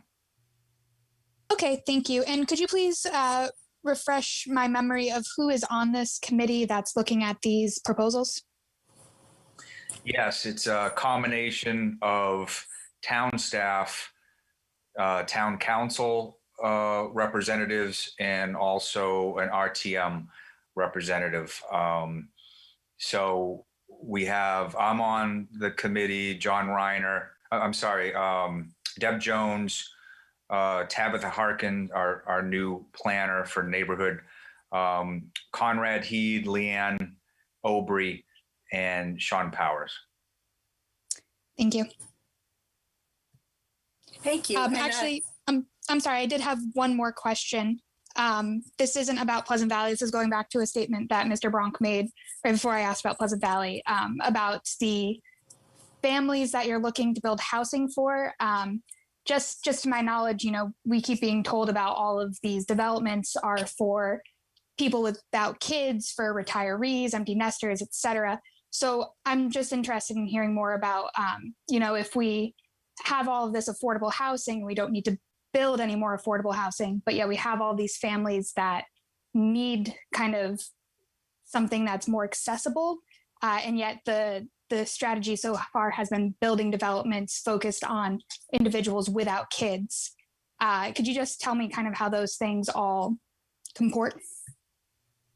I think the simple answer is we lack housing diversity in Groton, and we need to provide more choice to those who need housing in Groton. That's the simple answer. So some of the housing that's being constructed, as you said, would be for younger professionals, but also that same housing being constructed would be for empty nesters. We also, at the same time, are looking to provide more of the moderate rate housing for families as well. And we're looking at trying to rehab some of our existing housing stock. And then I think we are interested in single family too. Even those that might be moving into, let's call them the contemporary housing today with all the amenities, it's only a matter of time that at some point in time, they're going to want to migrate possibly into a different housing type after 5-10 years of being in Groton. Possibly at that time, they're ready to start their own family, and they would look for possibly the small single family home. So I think we're interested in all of that. We just believe that there's limited housing choice at this point in time, particularly in the multifamily market, given really the youngest significant multifamily development we have is from the 1980s, being the Ledges. Thank you. And just a kind of question about your process. When you're looking at developers, are you also looking at the context of the neighborhood of the development they're proposing? So for example, if District 4, we already have William Seeley being turned into, to use your phrase, dink housing, the dual income, no kids kind of housing. If that's something that's planned for Pleasant Valley, where are we looking at the families that already exist in that neighborhood and the types of amenities that are available for them?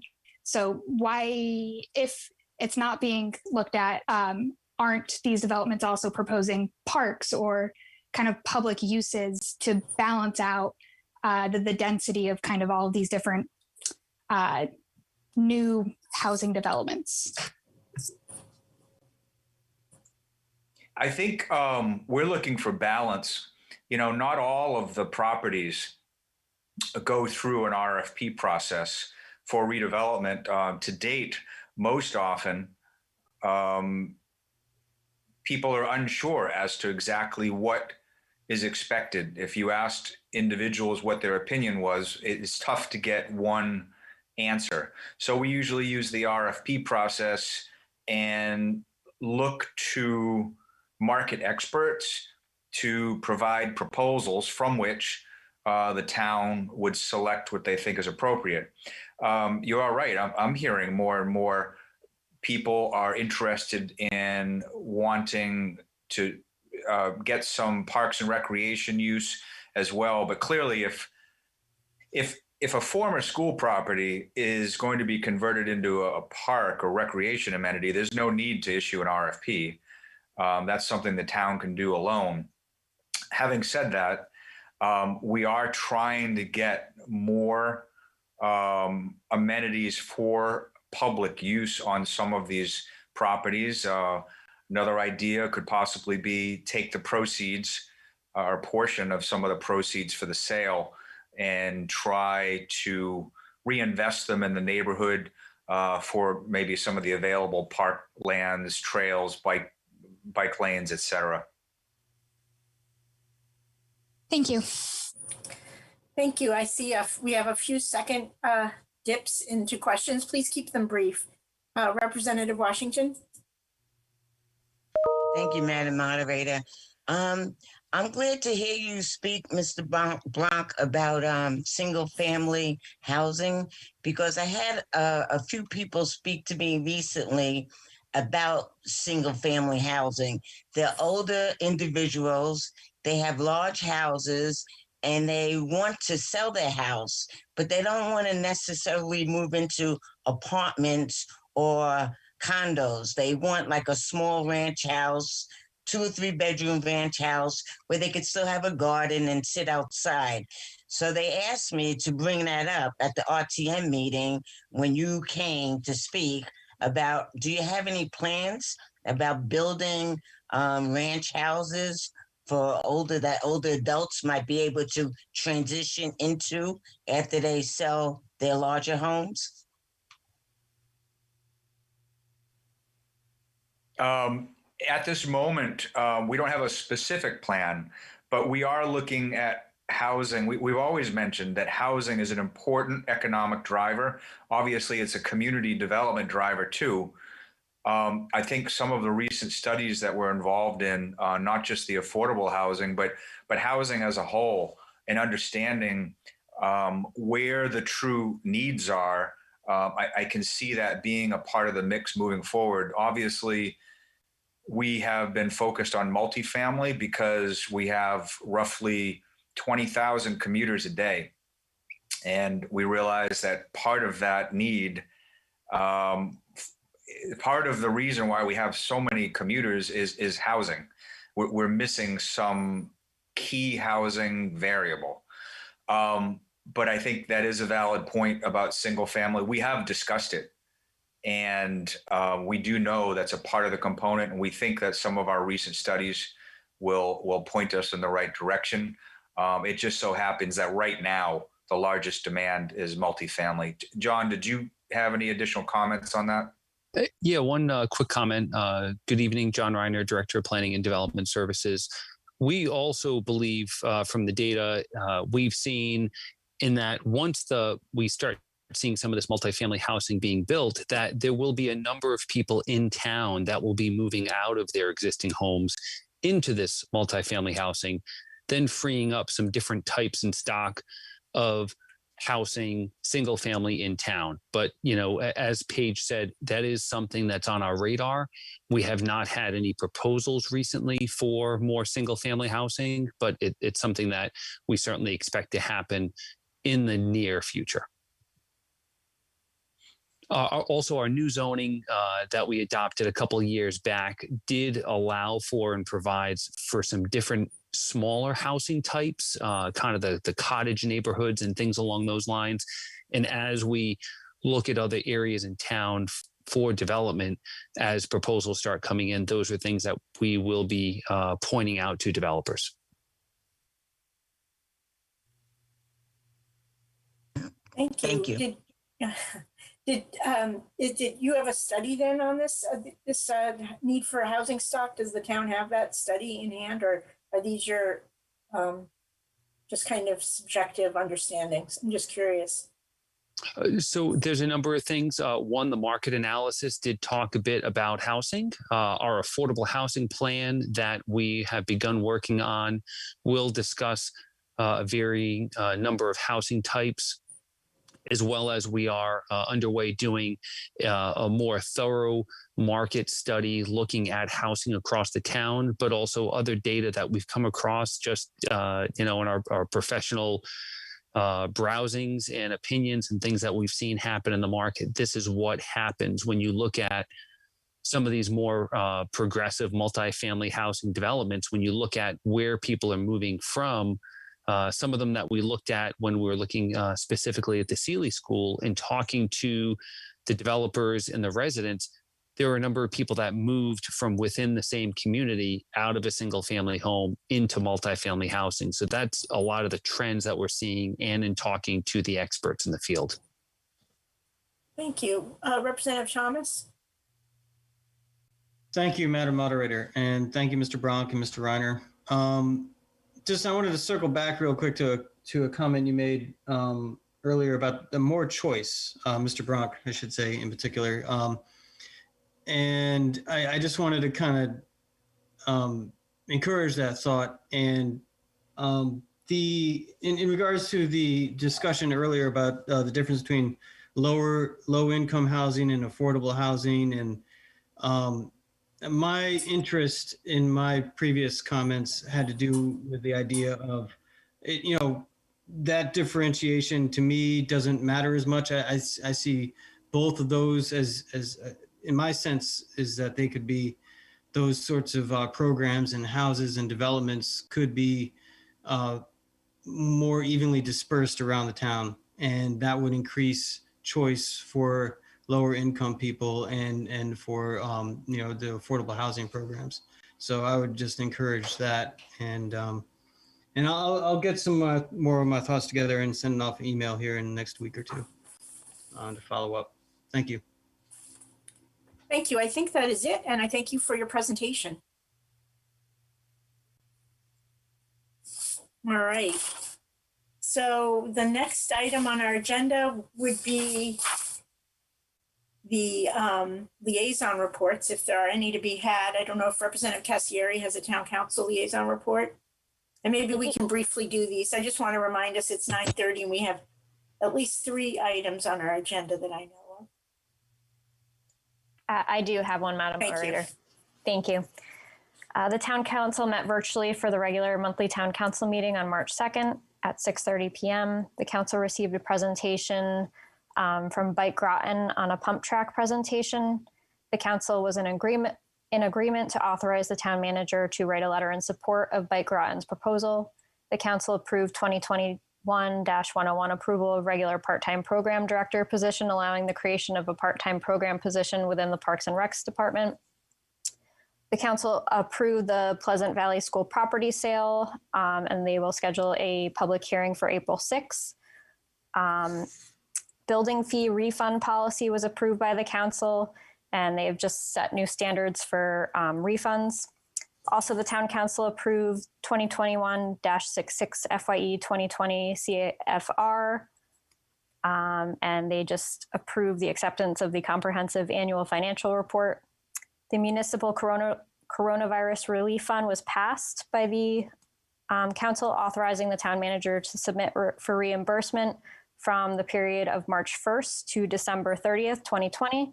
The Town Council passed the Connecticut Coalition for Sustainable Materials Management sign-on and authorized Mayor Granatowski to appoint town staff members to serve on this group.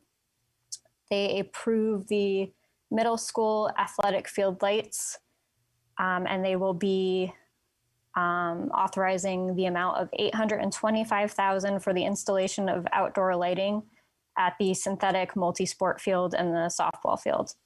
And lastly, the Council passed 2020-806 addressing climate change and sustainability. Essentially, they have made climate change a priority for the Council, and they have authorized the Town Manager to create a resilience and sustainability manager position. The next regular Town Council meeting is scheduled for April 6th at 6:30. Thank you. Thank you very much. I also want to put a call out for an education liaison. Our liaison did step down. And so if you would email me offline if you're at all interested in that. And the other position that is now open is the Parks and Trails Commission. We used to have Representative Mello Miller as the liaison there, and that is now vacant as well. So if you're interested in either of those, please contact me offline. Did the Golf Advisory Committee meet, Representative Wells? Oh, no meeting, no report. Thank you. Did the Economic Development Commission meet, Representative Rusk? Yes. Thank you. Thank you, Madam Moderator. The Economic Development Commission met on March 4th, 2021. Nancy Kauser and Sherry Cope provided an update on sector.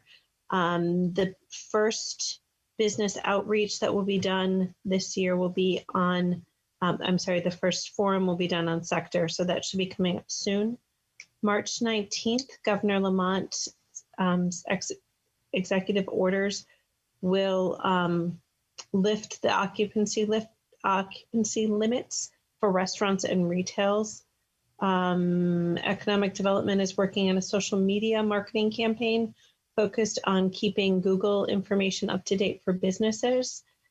There is still a parking study going on in Mystic.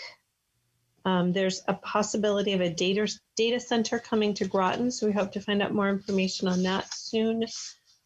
And other than that, I think it was covered earlier. Thank you. Thank you, Representative Rusk. I just want to put in a reminder from the town clerk, that if you leave the meeting, if you have to leave for a reason, please just note it in the chat, because I think we had a member leave. I think we may be at 37 at this point, so thank you. Representative Chase, did you have a report for the Town Council Board of Ed RTM Liaison? I do, Madam Moderator. Thank you. The Town and City Council's RTM and Board of Education Liaison Committee met on March 3rd. I'm going to totally skip over the Board of Ed because Superintendent Austin did a fabulous job, probably better than I did, obviously. The Town Council had a public hearing on the Pleasant Valley school property. It is set for April 6, 2021. Since the school project has come in under budget, the Town Council voted to change the scope of the project to include outdoor lighting at the synthetic multi-sport field and the sport field and the softball field at the Groton Middle School. And a new survey will be going out to poll people on what they would like the Pratt building used for at the Mystic Education Center.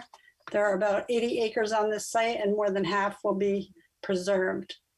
The City Council report, obviously this is passed. There's an upcoming primary for mayor position.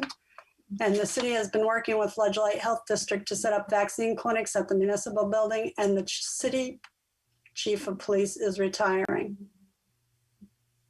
And the RTM report is the RTM authorized the town manager to execute all grant documents and accept grant funding in the amount of $344,388 for the Community Connectivity Program grant.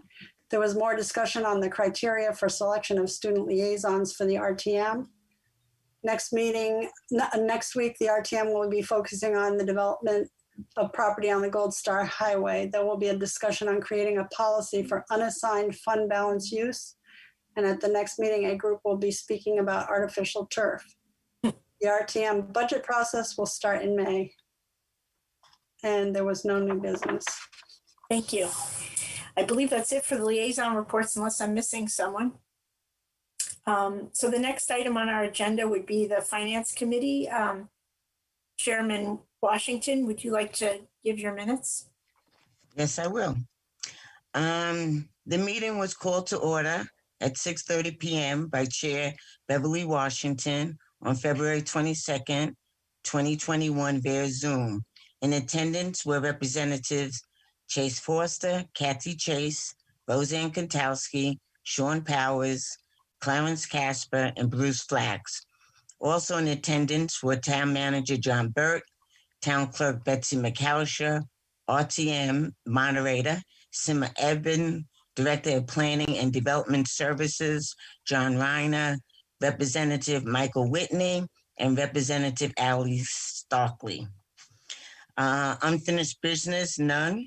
New business, 2020 2021-788-6 Colonel Ledyard School property proposed sale.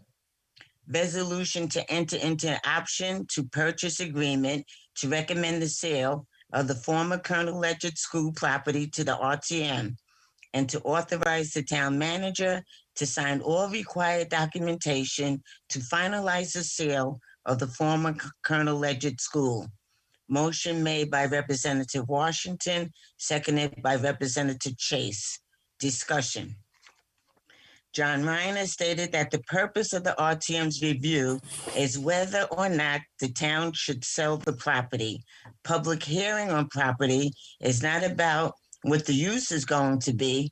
It is about, do you want to sell the property as a town? The town will sell the property for $41,000. The property sells for a small amount of money because of the environmental remediation needed, such as lead paint, asbestos. So the developer takes on a bit of liability when taking on these properties.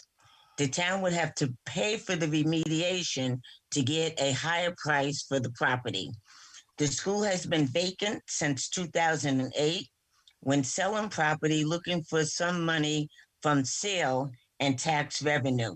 The tax revenue for phase 1 is $100,000. This is town tax revenue. Currently, property does not pay any taxes. The developer will develop the property in 2 phases. Phase 1 is 12 to 20 one-bedroom apartments utilizing the existing Colonel Ledyard School. Phase 2 is the back portion of the property in the area that is already cleared. The developer is not expecting to take down trees or infringe on the wetlands. The developer's intention is to keep as much of the forested land as they can. Hopefully they will develop trails. They might build another 60 units, but this plan is not fully vetted out. The developer has a proven track record. The town is not looking for a developer that just sits on the property and doesn't develop it. The town wants to develop property to get tax revenue. The developer is not asking for any tax increment financing, not planning to do any bonding for this property, no public infrastructure bond that the town is looking at now. If any tax abatement for the property, it will be during the phase once they purchase the property to certificate of occupancy up to 1 year. Motion. The RTM Finance Committee recommends to the RTM that the town council hereby authorizes the town manager to sign an option to purchase agreement. Hereby recommends the sale and the referral of the 120 West Street, former Colonel Ledyard School property to the RTM for approval and authorizes the town manager to sign all documents required for the closing of the property. Motion made by Representative Chase, seconded by Representative Foster. All in favor of the motion were Representatives Washington, Flax, Chase, Foster, Casper, and Powers. None opposed, 1 abstention, Representative Katowski. The next item was 4.2, 2019-457-10, excess property redevelopment, 517-529 Gold Star Highway. Authorization for sale and refer to RTM. Motion was made to recommend to the RTM that the town council hereby authorizes the town manager to sign an option to purchase agreement, hereby recommends the sale and referral of the 517 and the 529 Gold Star Highway properties to the RTM for approval, and authorizes the town manager to sign all documents required for the closing of the property. Motion was made by Representative Washington, seconded by Representative Powers. Discussion. John Reiner stated that the RFP, request for proposals, was issued in 2016. The property is 11.75 acres in size. The property is to the west of the Old Shantucket plumbing property on Gold Star Highway. Developer owns the abutting property. The developer is planning to build 300 multifamily housing units about 3 to 4 stories high. Design of the housing unit will be similar to the William Saley property housing design. The developer at this time is not looking for any tax abatement, no tax increment financing, no infrastructure improvement that would be paid for by the town. The town is selling this property for $228,000. This property is selling for a bit more because there are no buildings on it and no contamination. The town will receive $800,000 in tax revenue per year.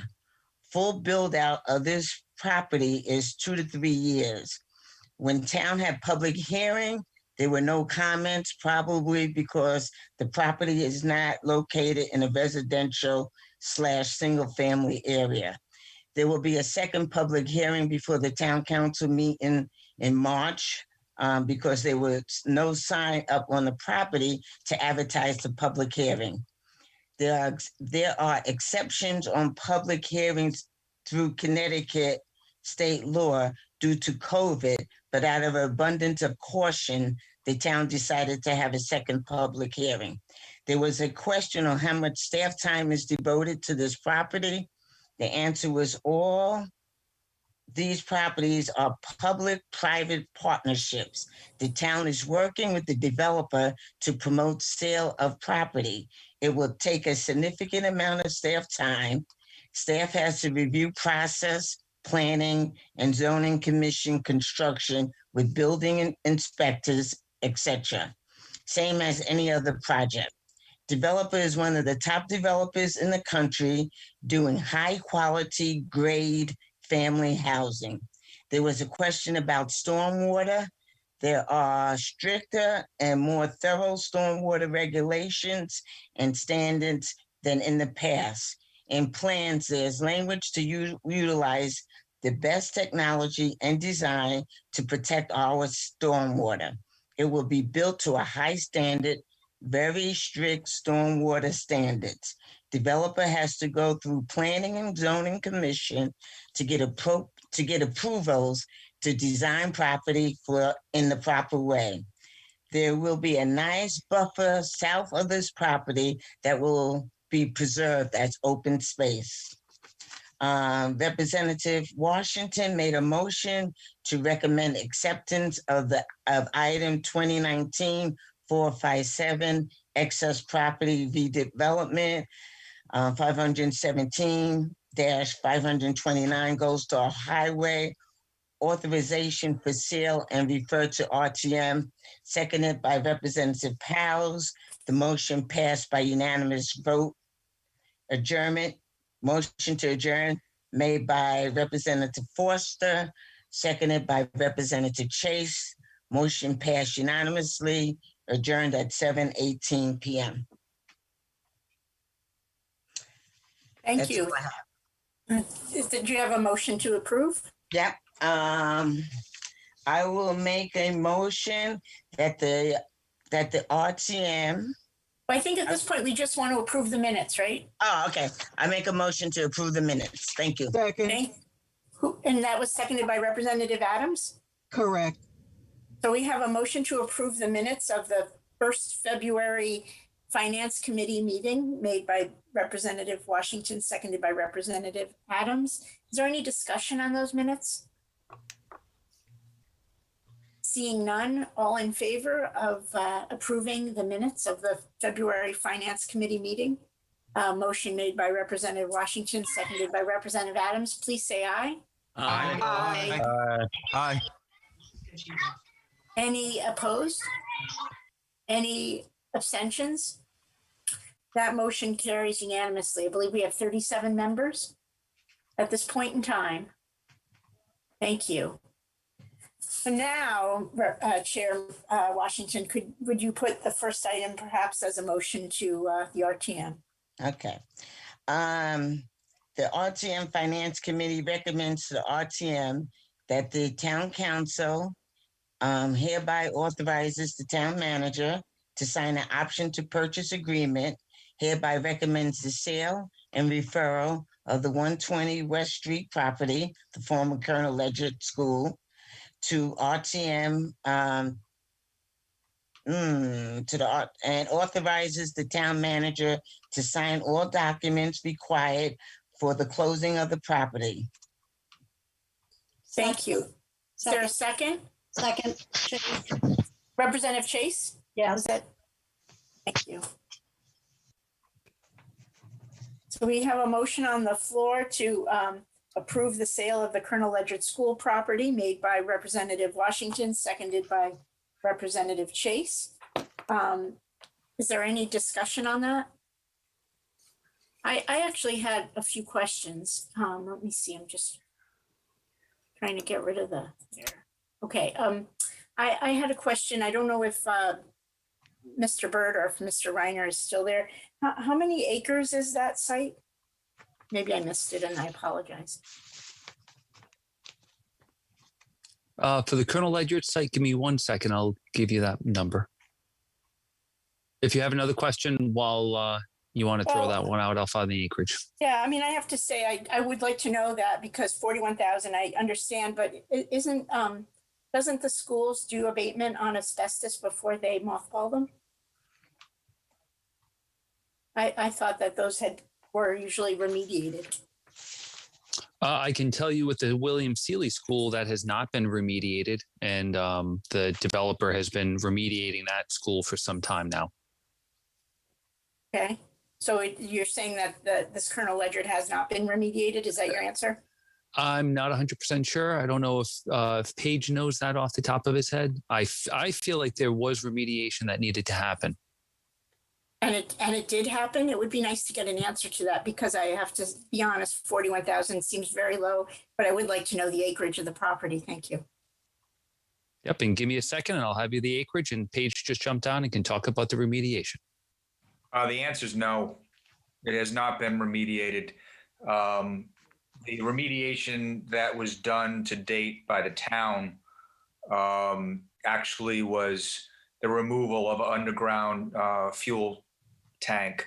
But the developer identified the need to remediate, initially wanted the town to do the remediation. We were not interested in doing that. And I think it's important to realize the cost to redevelop these properties is significant. And really, many properties are not sold at high value due to the cost. The acquisition for property is a small fraction of the total redevelopment project. So I think having the developer take the property as is and handle the redevelopment process so that we get paid some tax dollars is a pretty good deal for the town. Was there any discussion of having some of that wooded area around it? Because it is quite wooded backing up down to the municipal building and to the Clarence P. Sharp Highway, of having some of that taken as open space, by the town, so it could be set aside for that purpose? Not to my knowledge. Why not? Isn't there usually, when there's going to be a development, isn't there usually at least a 10% set aside for open space? For public property? Yeah.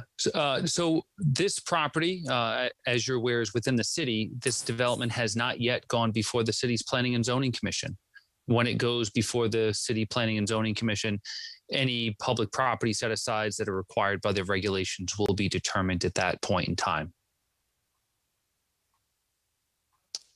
In addition, the property is 8.32 acres in size, and the Colonel Ledyard building is approximately 20,378 square feet in size. Thank you so much. I see Representative Bailey has his hand up. Yes, thank you very much. The question I've got is I'm going to have to hold on that for a moment. Sorry. Okay. Madam Clerk? Thank you, Madam Moderator. I just wanted to, I'm an ex officio member of the body, so I can ask questions. I just can't make a proposal or vote on anything. But I'm curious about the question that you asked, Madam Moderator, about the abatement of the asbestos. For many years, this RTM did expend funds in budgets under CIP programs to abate in all of our schools. And I think it's very important that if you're going to market a property, such as a school, that should be probably disclosed as far as how much friable asbestos is still there. That's the main concern. And I'm surprised that there is anything left, because that school didn't close until 2008, and we started abating asbestos in the 80s. So, I think that there's probably information in Public Works archives about abatement programs that Colonel Ledyard went through. And it should, whoever buys it should recognize what has been done. I know he did take the tanks out. That was when the school was closed. That was required to make the building safe. So they took the tanks out. That was a different project. But we definitely did. I don't know how there could be anything left as far as asbestos in that school. So, Madam Moderator, the tanks were not removed until probably a year and a half ago. Also, it's common practice as a part of our RFP that we do phase 1 and sometimes phase 2 analyses. So the environmental situation is not determined by staff, it's determined by environmental professionals, usually 6 to 12 months prior to the issuance of the RFP. So has that been done or not? Done with all of the properties. So Yes, they're the ones who said it wasn't abated. Is that correct? Correct. Yeah, we had a phase 1 environmental assessment completed for the property right before we did the RFP for this project. And that found asbestos and lead paint. Those were the two hazards? There were a number of items that they had flagged in their report. And they included asbestos and lead paint? There were potential pesticide applications. There were lead and PCBs along the building perimeter. There were a number of things as I'm looking through, and we disclosed the phase 1 environmental report. Thank you. Representative Starkley?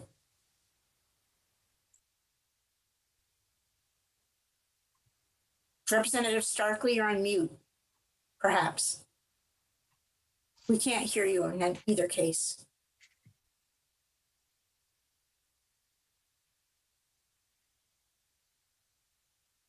Representative Watson? Yeah, thank you, Madam Moderator. There was a period of time that the city owned that building too. And Could you speak louder? I'm sorry. We can barely hear you. At least I can. Can you hear me now? Yes, perfect. Thank you. There was a period of time that the city of Groton had that building, and they gave it back to the town. And I believe that they did a fair amount of remediation, but I'm not sure how much or whether they actually did it. So if they're talking about asbestos, it's a question of how much asbestos is there. Because maybe a lot of it's been remediated already. So that's just my comment. Thank you. Representative Starkley, you still have your hand up. If you can speak, please do.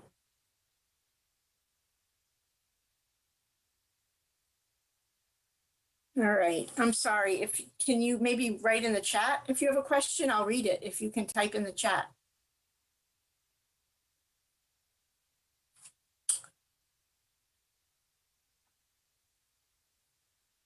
All right, seeing none. I think I don't see any other hands up. So we do have a motion on the floor to approve the purchase. Sorry, I should get my piece of paper out so I can read it officially. We do have a motion on the floor, which is a resolution to enter into an option to purchase agreement to recommend the sale of the former Colonel Ledgerd School property to us and to authorize to the town manager to sign all required documentation to finalize the sale of the former Colonel Ledgerd School. That motion was made by Representative Washington and seconded by Representative Chase. All in favor of that motion, please say aye. Aye. Aye. Aye. Aye. Aye. Any opposed? I'm opposed. Did you get that? Representative Thomas opposed. And Representative Eben. So 2 opposes. Anyone else in opposition?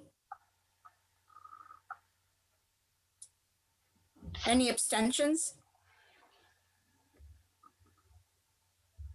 Okay, I believe that motion passes 35 in favor, 2 opposed, no abstentions. Representative Bailey, oh no. Okay, so Chair Washington, do you have another motion to put on the floor? Yes, I do, Madam Moderator. The RTM recommends that the town council hereby authorizes the town manager to sign an option to purchase agreement, hereby recommends the sale and referral of the 517 and the 529 Gold Star Highway properties to for approval, and authorizes the town manager to sign all documents required for the closing of the property. Thank you. We have a motion on the floor. Is there a second? Second. Rusk. Thank you. We have a motion made by Representative Washington, seconded by Representative Rusk to refer for sale the excess property at 517 to 529 Gold Star Highway. Is there any discussion on this? I have some questions, but let's hear from Representative Bailey. Thank you very much. I have a question as far as the technicalities of a public hearing. It seems like that was bypassed on this one quite a bit from the meeting minutes from the Financial Committee. And is there anybody that could, from the town, explain that? Sure. John Reiner, Director of Planning and Development Services. The public hearing was not bypassed. So what happened was we had a public hearing. It was advertised in the paper, and then we realized that the on-site sign had not been posted. Now, due to COVID, there are a number of exemptions we have with advertising and public hearings, but out of an abundance of caution, we did hold an additional public hearing on this, where again, it was advertised on the town's webpage in compliance with the state law, and an on-site sign was posted on the property. And that was held at the last town council meeting. Okay, I was just wondering, was anybody present for that from the town at large? I do not believe we had anyone speak at that public hearing besides myself to give a brief introduction. And either of them, there was no speakers at either one of those. Okay, and I just only have another question. As far as I guess it's about like approximately 300 units.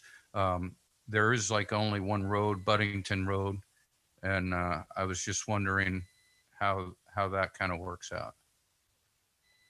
So Paige could talk about this a little bit more, but due to some of the additional properties that the developer has adjacent to the 529 Gold Star Highway piece, they actually have access out onto Gold Star Highway and the ability to connect at the red light, the light signal out at the intersection of Tollgate Road and Gold Star Highway.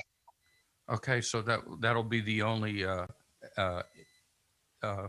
means for traffic coming in and out of the complex. Is that correct? They have not fully designed the project yet, but at this point in time, the plan that we did see, the draft only had ingress and egress going out onto Gold Star Highway. Would you think that would be just suitable for people commuting back and forth on a daily basis if there was only one way to go in and out for 300? There's lots of places, there's only one way to go in and out. Please Okay. only respond when you're called on. Thank you. I was just wondering if there was any kind of like a study or something like that as how that would be backed up with people trying to get out onto 184 or back up on 184. That I was just wondering if there was any kind of a discussion on that topic. There will be, and there will be a traffic study. So again, the developer has only done limited due diligence on this site so far. They don't have the property under option.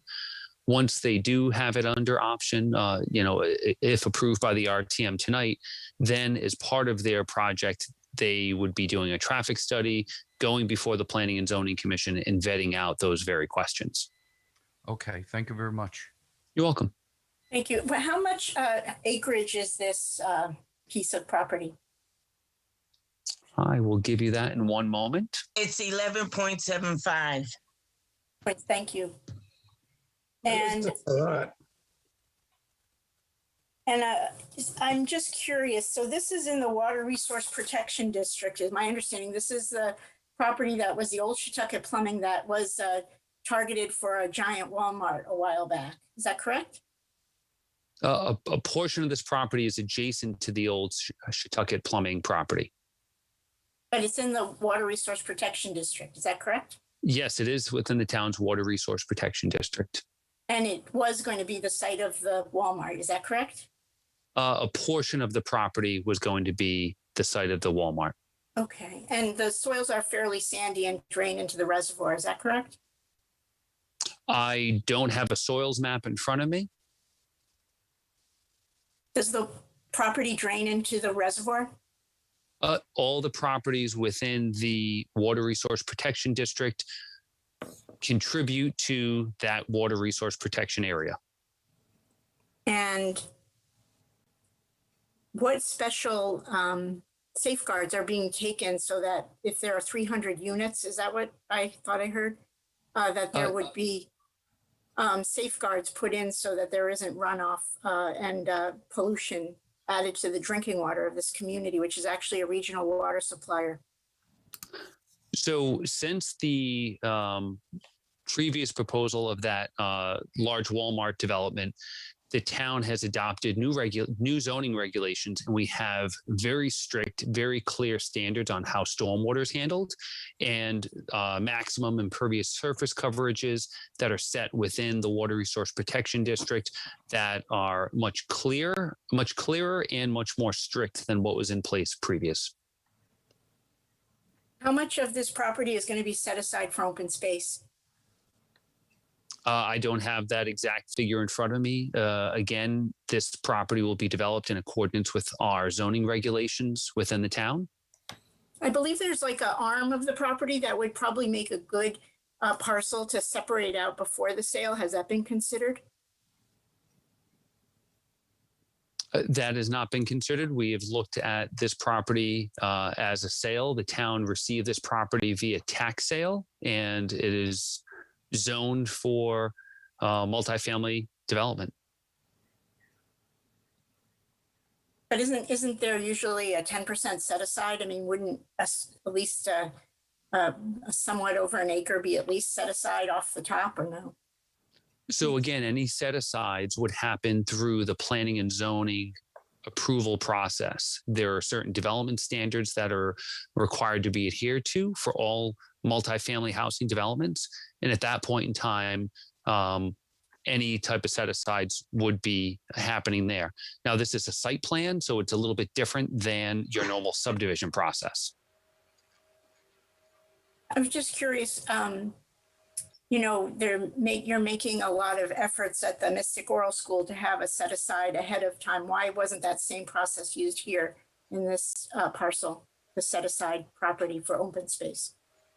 So the Mystic Oral School is a property that is owned by the state of Connecticut. And working with the state initially, they wanted to set aside a certain amount of acreage that they wanted to retain. We're And why talking didn't- two very different projects, two Why doesn't very the different town want to set processes. aside, why doesn't the town want to set aside property, open space?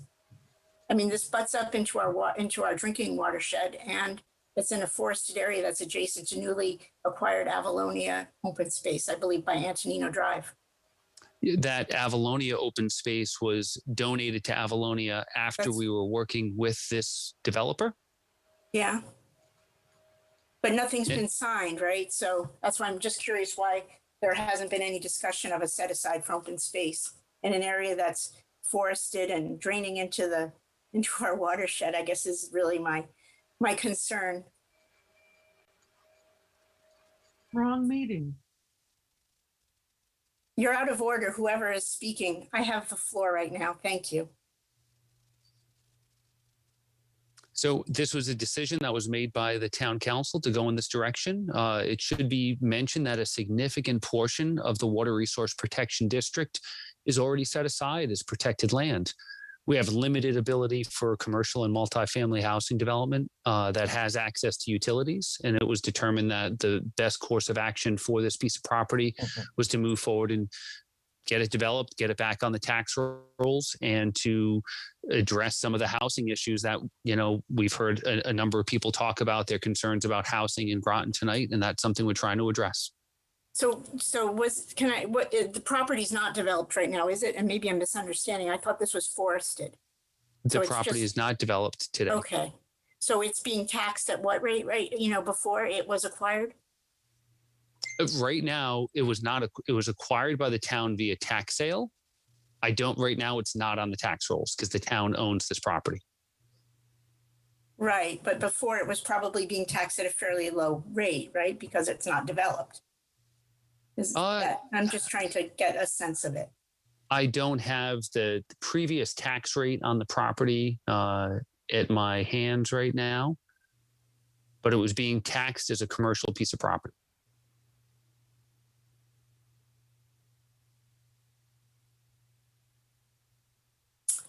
All right, well, thank you. I guess, are there any other, Representative Foster has his hand up. Yeah, I don't have a question, just a statement. The Knowing property was left as green space. Just throwing that out there. Sorry, thank you, Madam Moderator. Thank you, Representative Foster, for that addition of truth to this meeting. Representative Washington? Is it possible to amend the motion that we ask the town to keep a portion of this property as open space? I would assume it could be, sure. I would second that. Representative Thomas. We have a motion on the floor to amend the motion to have a set aside for open space, which has been made by Representative Washington. Is that correct? And that's correct. And it has been seconded by Representative Foster, was it? Thomas. Thomas, sorry.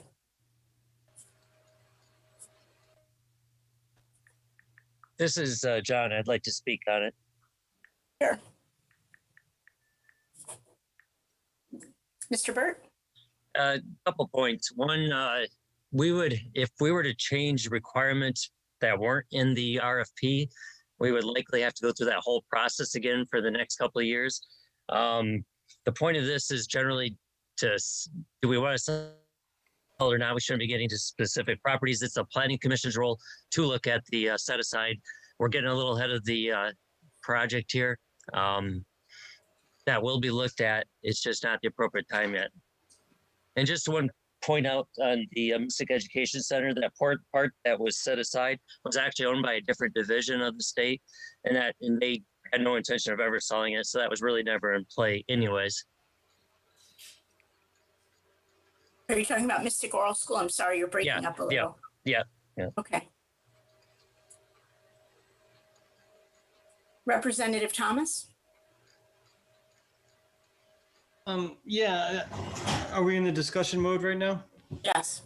Okay, yeah, so my concern, yeah, I think the idea that there is it's in the watershed, it's in the drinkable water area, and also just in general on that side of town, more open space would be good. I think it's good to have that balance, kind of going with that whole idea of like having a good dispersal of pretty much everything, good balance between, low-income housing, affordable housing, and multi-family homes, single-family homes, and open space versus developed space.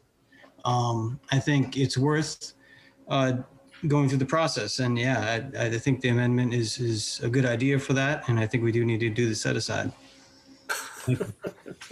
Thank you, Representative Gauthier. Yes, thank you, Madam Moderator.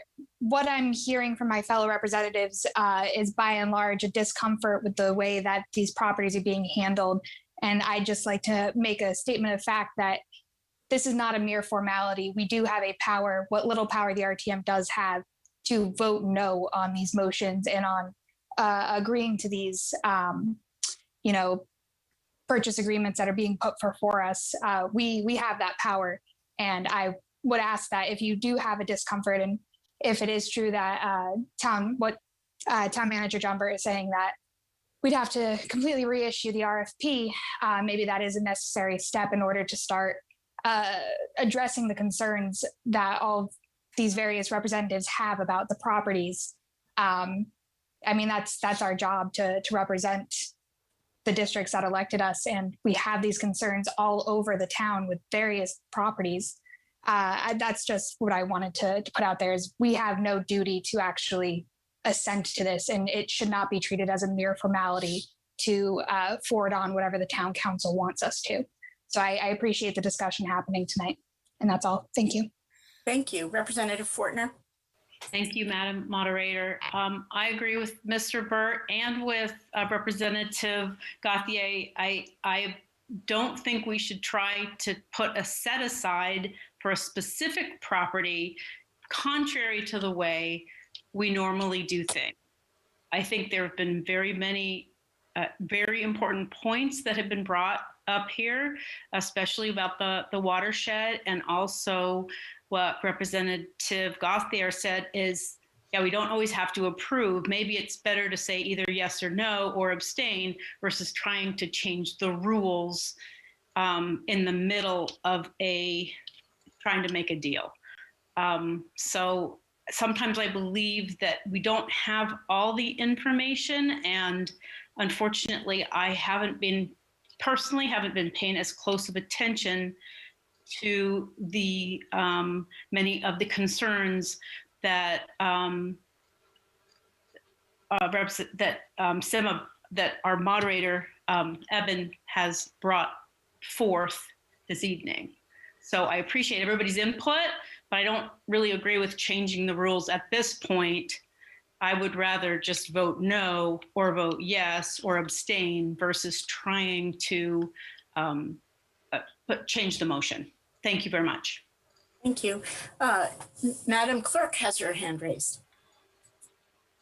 Thank you, Madam Moderator. My question is, isn't there a 100-foot setback from watersheds, waterfront now in our regs, so that when we get to that point with this property, which we're not there yet, that will be addressed? And also, does this have on this property, is there a gravel pit or something valuable? I can't remember. John Reiner, a few things. This property had been, I'm trying to think here. There are no wetlands on this property that the town currently owns. I don't know of any potentially valuable resources. There was a gravel pit, maybe another piece you're thinking about. So the Tilcon piece, which was a little bit east of this property, which the state recently preserved. They had bought that property, which was an industrial zone property that had some significant pine species. And I think at one point in time, a little bit of that had been graveled out. To my knowledge, there's no gravel pit on this piece of property. So, in addition, when we're thinking about open space and protection, so one thing to point out, the Tilcon property is just to the east of this property. In addition, the COP property is not too far away, also located on Route 184. And just kind of looking at some quick notes of mine, close to 50% of our water resource protection district is already protected land. That's a significant portion of that property, of the entire water resource protection district. This piece and the other commercial pieces we have encompass a very small percentage of the water resource protection district. Thank you. Representative Cassieri? Thank you, Madam Moderator. My concern is just with this amendment, and I'd just like to make a point of clarification. Perhaps Manager Burt could weigh in. Can the RTM put restrictions on development? I'm just a little concerned about this amendment. It would be, ultimately, you're voting yes or no on whether to sell the property. Anything else would be a recommendation for them to look at. Thank you. We do have a motion on the floor to amend the motion to require the addition of open space. That's my notes on this right now. And Yeah, we which is had a a no vote, second, yeah. and we will be voting on that amendment before we vote on the motion. Representative Cassieri, did you want to add to that? I would just urge the RTM to focus on voting yes or no on the development, and I'm just a little concerned about this amendment. I don't understand if it's valid or not. So thank you. Madam Moderator, may I jump in with a parliamentary point? Please, sure. Okay, so when the council sends a referral, a resolution to the RTM, it's your responsibility to take it as it is or amend it and send it back to the council. You can't make this happen without council. It would be like an initiative. You Right. understand what I'm saying? Yeah, so this is an amendment to this, and then it would go back to the council. Correct. If we amend it. As an initiative, it would be the RTM using initiative, and you can use the word power, it is, using that to send a resolution back to the council. And they can either modify it, adopt it, or it goes to the voters. So if this motion that was made to this resolution by Representative Washington, she did not state that it was made under power of initiative and it was not in writing. It's simply an amendment to a motion. Maybe I'm not understanding. You're not understanding that the RTM, you work with the guidelines that are set by the charter, and the council sends refers items to you as a resolution, and the RTM has the duty to either adopt it or you're talking about amending it. If you amend it, then you send it back to the council as amended. So you will vote on the amendment and then the whole project with the amendment if it passes. Okay. That's my, that was my, it wouldn't be approved. It would go back to the council. Thank you. Thank you. That was my understanding. Yeah. Good. Representative Whitney. Hi, thank you. I'm in support of protecting forested areas within the water resources because that is particularly close to a stream that goes right into the reservoir under Buddington Road. That said, I would like to know the implications of if we amend this, what a delay does, because it would go to the town council and presumably come back to us. So what does a 1 to 2 month delay do to this process? And then specifically, I think there are 2 parcels of land that are involved here. And can we just approve the sale of one of them and then send the other one back with that modification? Because one of them's smaller than the other. And I think only one has this forested area, but I'm not sure about that. So Representative Whitney, I can only answer the second one because there's only one resolution and I don't believe we can split them out on this, on the resolution we have. We have one resolution that combines them. But I will allow Mr. Burt or the town clerk to answer if they have more knowledge of that question. You're correct, Madam Moderator. You couldn't break it out. This is a sale of these 3 properties together. Or 2 properties, excuse me. I'm thinking it's 3. Thank you. Representative Whitney, did you get an answer to your question? The second part, yes. The first part was if we send this back as amended or something like that to the town council, I presume that's a 1 to 2 month delay. What does that do to the process, for the sales agreement? Well, I would imagine that the town council could take it up fairly quickly, and we would take it up at our next meeting, likely in April. But Mr. Burt, do you have an answer to Mr. Representative Whitney?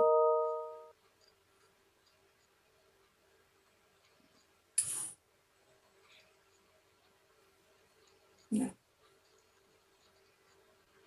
This is John Reiner. I think that could add potentially a 2 to 3 month delay to the project.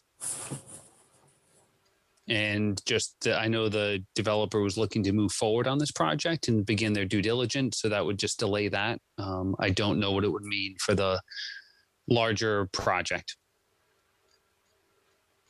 Thank you. Representative Whitehouse? Thank you, Madam Moderator. I got a little lost in terms of what the amendment is. I originally heard it as we'd be recommending, so kind of putting our notes of like, yes, we approve this, but here's what we think about it. And now it sounds like it is requiring, and actually didn't.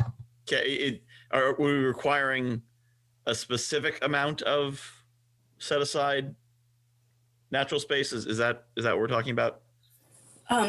Representative Washington, would you like to clarify that motion I had? Is it to require or to recommend? It did say recommend at the time. Right, to recommend. Thank you. Okay, so here, if we pass this amendment and it adds a recommendation, then that wouldn't actually have any binding authority. It would just say, here's the opinion of the RTM. And the recommendation is to have set aside undeveloped land in the parcel. Is that what it is? Yeah, I believe that there's a branch of the property that would make a natural set aside. Okay, but what I've heard. So this amendment, if it passes, would be a non-binding recommendation that everyone downstream would say, well, the RTM thinks we should do this, so we should see about thinking about considering maybe doing this. But it would still pass and move forward with this amendment. Do I understand that correctly? Yeah, we would go back to the town council with that amendment, and then it would come back to us after they had addressed it. Even it's a recommendation, it wouldn't come back to you. Yeah, because we'd be passing it as it is with a sticky note on it that says we'd like some set aside land. Is my understanding from what the town clerk said was slightly different. Madam Clerk, could you just address Mr. Representative Whitehouse's question? Certainly, through you, Madam Moderator. Now, Representative Washington has now said it's a recommendation, and if that's what you're doing, then this is kind of, futile. You're not requesting, you're recommending. So I thought it was requesting to set aside a portion of open space, which will probably happen anyway later down in planning, but, putting it in the language might not hurt something. I don't know. That's up to the RTM, that's up to the council, but you already said that it's a recommendation. So why, your town manager's right. It'll just pass as it is with a sticky note. Yeah.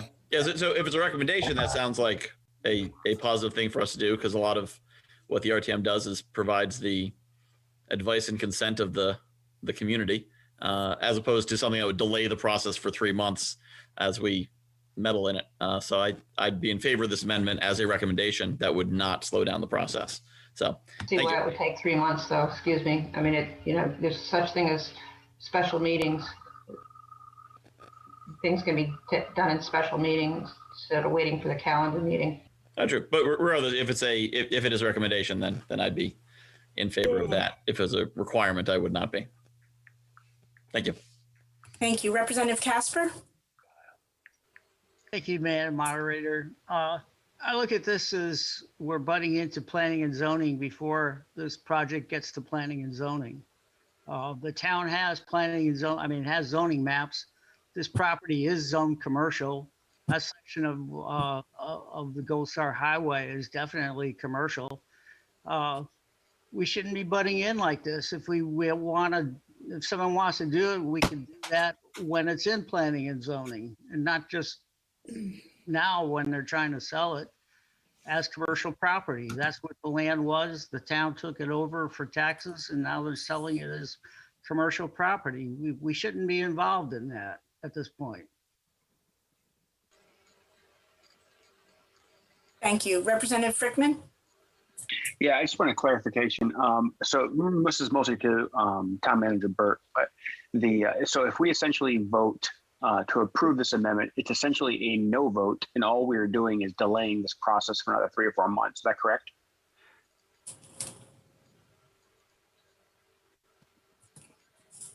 Mr. Burt?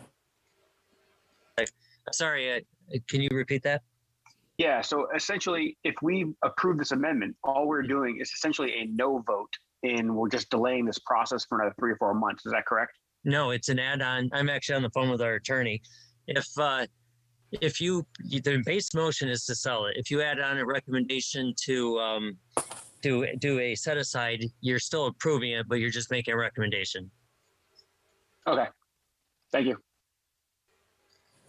Representative Powers, Sean? Thank you, Madam Moderator. I agree with Representative Casper about where we're going with this. For the record, as of 11/28/2020, we had 4,477 acres of open space, which equals 21.9% of the town, which is within the limits of what the Plan of Conservation and Development says we need to have.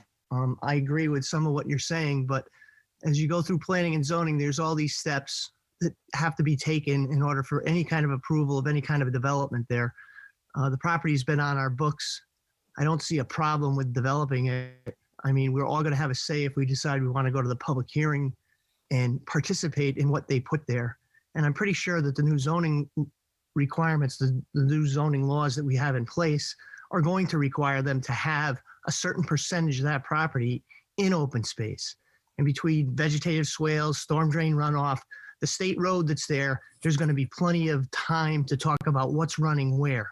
And we do a good job. I mean, we have I-95 runs right through our water source. So this amount of runoff, and if you look at the grade and the pitch of where everything is there, we're gonna find that there's going to be a lot of restrictive use of that land. So that's all I have to say. I think we should move the question. I don't hear a second, so I'm going to keep going. Second. All right, we have a motion to move the question. Was that seconded by Representative Adams? Yes. Frickman. No.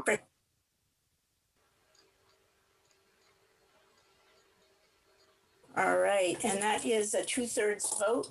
Excuse And, me, moderator, I haven't spoken yet on this.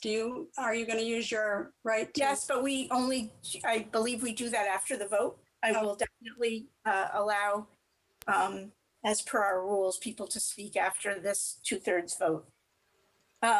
So we have a motion. Shall I do a roll call, moderator? Yeah, because we need 2/3. It's a 2/3 vote, please. Correct. Thank you. Okay. Yes or no? Why or abstain? Adams?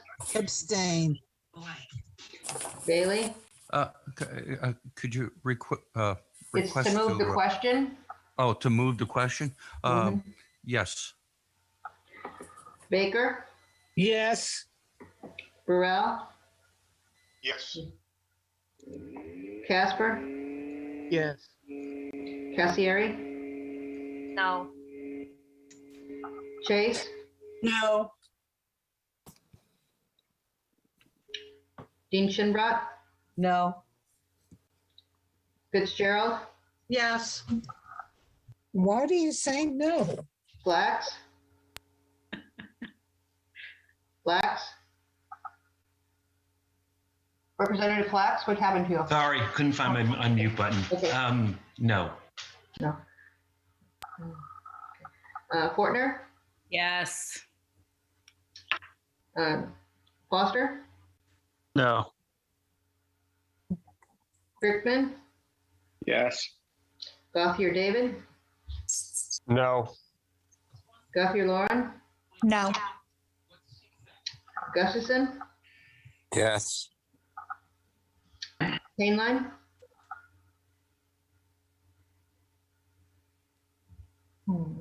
Hainline. Representative Hainline in the chat indicated that she needed to leave to go to work. Oh, I didn't see that. Darn, darn, darn. There's a lot of chats in there. There she is. Okay, thank you.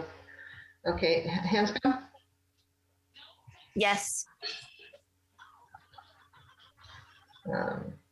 DeCombe, No. Jones, Yes. good, Merritt,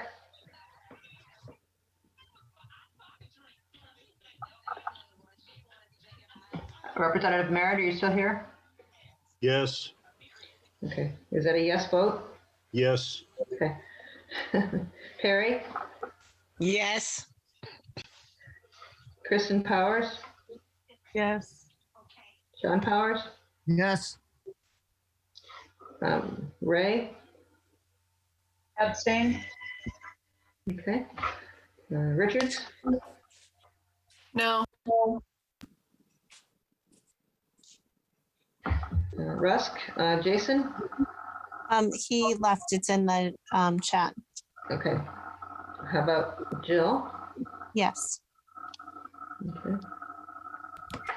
Starkley, Yes. Stevenson? He left. Oh, okay. You want Oh, my- he left at 8:52. Did he come back? I thought he did come back. Yeah, I did too. Are you there, No, Steven? 1024 Rep. just left. Stevenson left. Okay, 10:24. No, my mic is working now. Okay, Thomas, No. Washington, No. Watson, Yes. Wells, No. Whitehouse, Yes. Whitney, No to moving the question. and Evan? No. Okay, yeah, 18 in favor, 14 opposed, and 2 abstentions, does not pass. That motion fails, as everyone just heard the town clerk say. Should I repeat it? 18, you want to so vote again? It failed, and we had at least one hand up, Representative Chase. And just to remind people, when we call the question, we do have Rule 7.3, which allows me to take up to 10 minutes and have folks speak for up to 1 minute per person. So, which is a rule I will intend to use. Representative Chase. Thank you, Madam Moderator. I agree with Representatives Casper and Powers. We're only voting on the option to purchase. And this is going to the planning and zoning for them to do their job. And does this, John Reiner, does this come back to us at any other time throughout the process for approval of anything or no? No. Okay. And is this the property that the Shetucket Plumbing was on all those years? No, the Shetucket Plumbing property was a privately owned piece of property that is still owned by that developer. Okay. Mr. Reiner suggested this is adjacent to that property, however. Okay, right. I do remember that. All right, although I'm not necessarily in favor of overbuilding, I also don't believe that every piece of property has to leave a piece of each of it, to leave a piece of it as open space, especially since this is going to be private property after it's sold. And as Jonathan Reiner and a couple of other people said, we have an abundance of open space here. So I suggest letting the town departments do their job once it comes to them, because I think they're going to protect that water because all of us drink it, and including most of them if they live in Groton. So I'm in favor of voting yes on the option to purchase and let the departments do their job. Thank you. Thank you. And Representative Thomas? Thank you, Madam Moderator. Just to kind of take a check on where we are right now, There is the initial motion, and then there's the amended motion that is recommending. That's correct. Is there a space for another amendment? An amendment to the amendment? Yeah, that we replace the word recommend with request. Let's see, you made the second on the first amendment. So let us ask Representative Washington if she will accept that amendment of her amendment. Is that correct, Town Clerk? Like, how sure is that? That's my understanding, is we would get the maker of the motion of the amendment to accept it. Unless you're going to have two amendments. I think it'd be simpler to see if Representative Washington would like to accept it. Okay, I would not like to accept that. I would just like to stick with the recommendation because I do not want to hold up the process and the development of the property. I just would like to recommend that they think about keeping a part of that property as open space. It's only a recommendation. I'm not forcing their hand. And if I change it to request, then John Reiner says it holds up the process for 2 or 3 months. I'm not in favor of doing that. I just want to recommend something.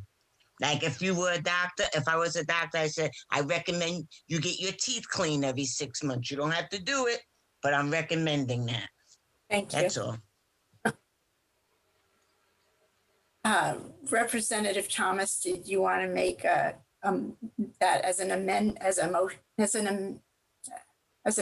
to the amendment formally? Right, so it would become a separate amendment to Representative Washington. We would have to vote on that. And that would get voted on first, and then we'd move to Representative Washington's amendment, and then we'd move to the, okay. Is that correct? Yes. All right. Yeah, so I'd like to make a motion that we request that they set aside open space on that property. Okay, is there a second? Second. Just to mention that that's a request. That's still not a requirement. It has the same effect as the First Amendment. Oh, if that's the case, then I would like to make the word require.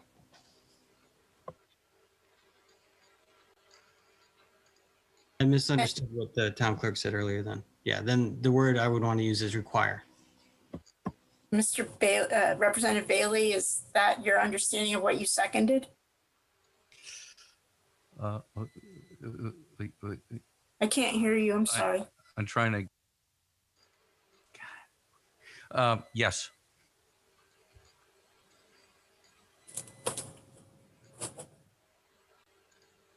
So we have an amendment to an amendment on the floor to require additional open space with this purchase made by Representative Thomas, seconded by Representative Bailey.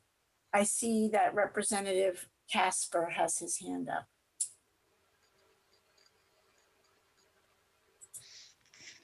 Representative Casper, did you wish to speak on this? Yes, I'd like to speak against it. Again, this is planning and zoning. I think it's entirely improper, and I don't think we have the power to require. We have the power to either vote to sell the property or not to sell the property. That's our power. Thank you. Representative Thomas, did you have a last thing to say on your amendment? Yeah, just to speak in favor of it. Yeah, my main concern is the watershed, the proximity to the watershed. And, we, as was mentioned earlier, like we already have 95 there and a number of other things. And, so yeah, would like to make it a priority to, preserve that area and not let it become too far compromised. Thank you. Representative Flax?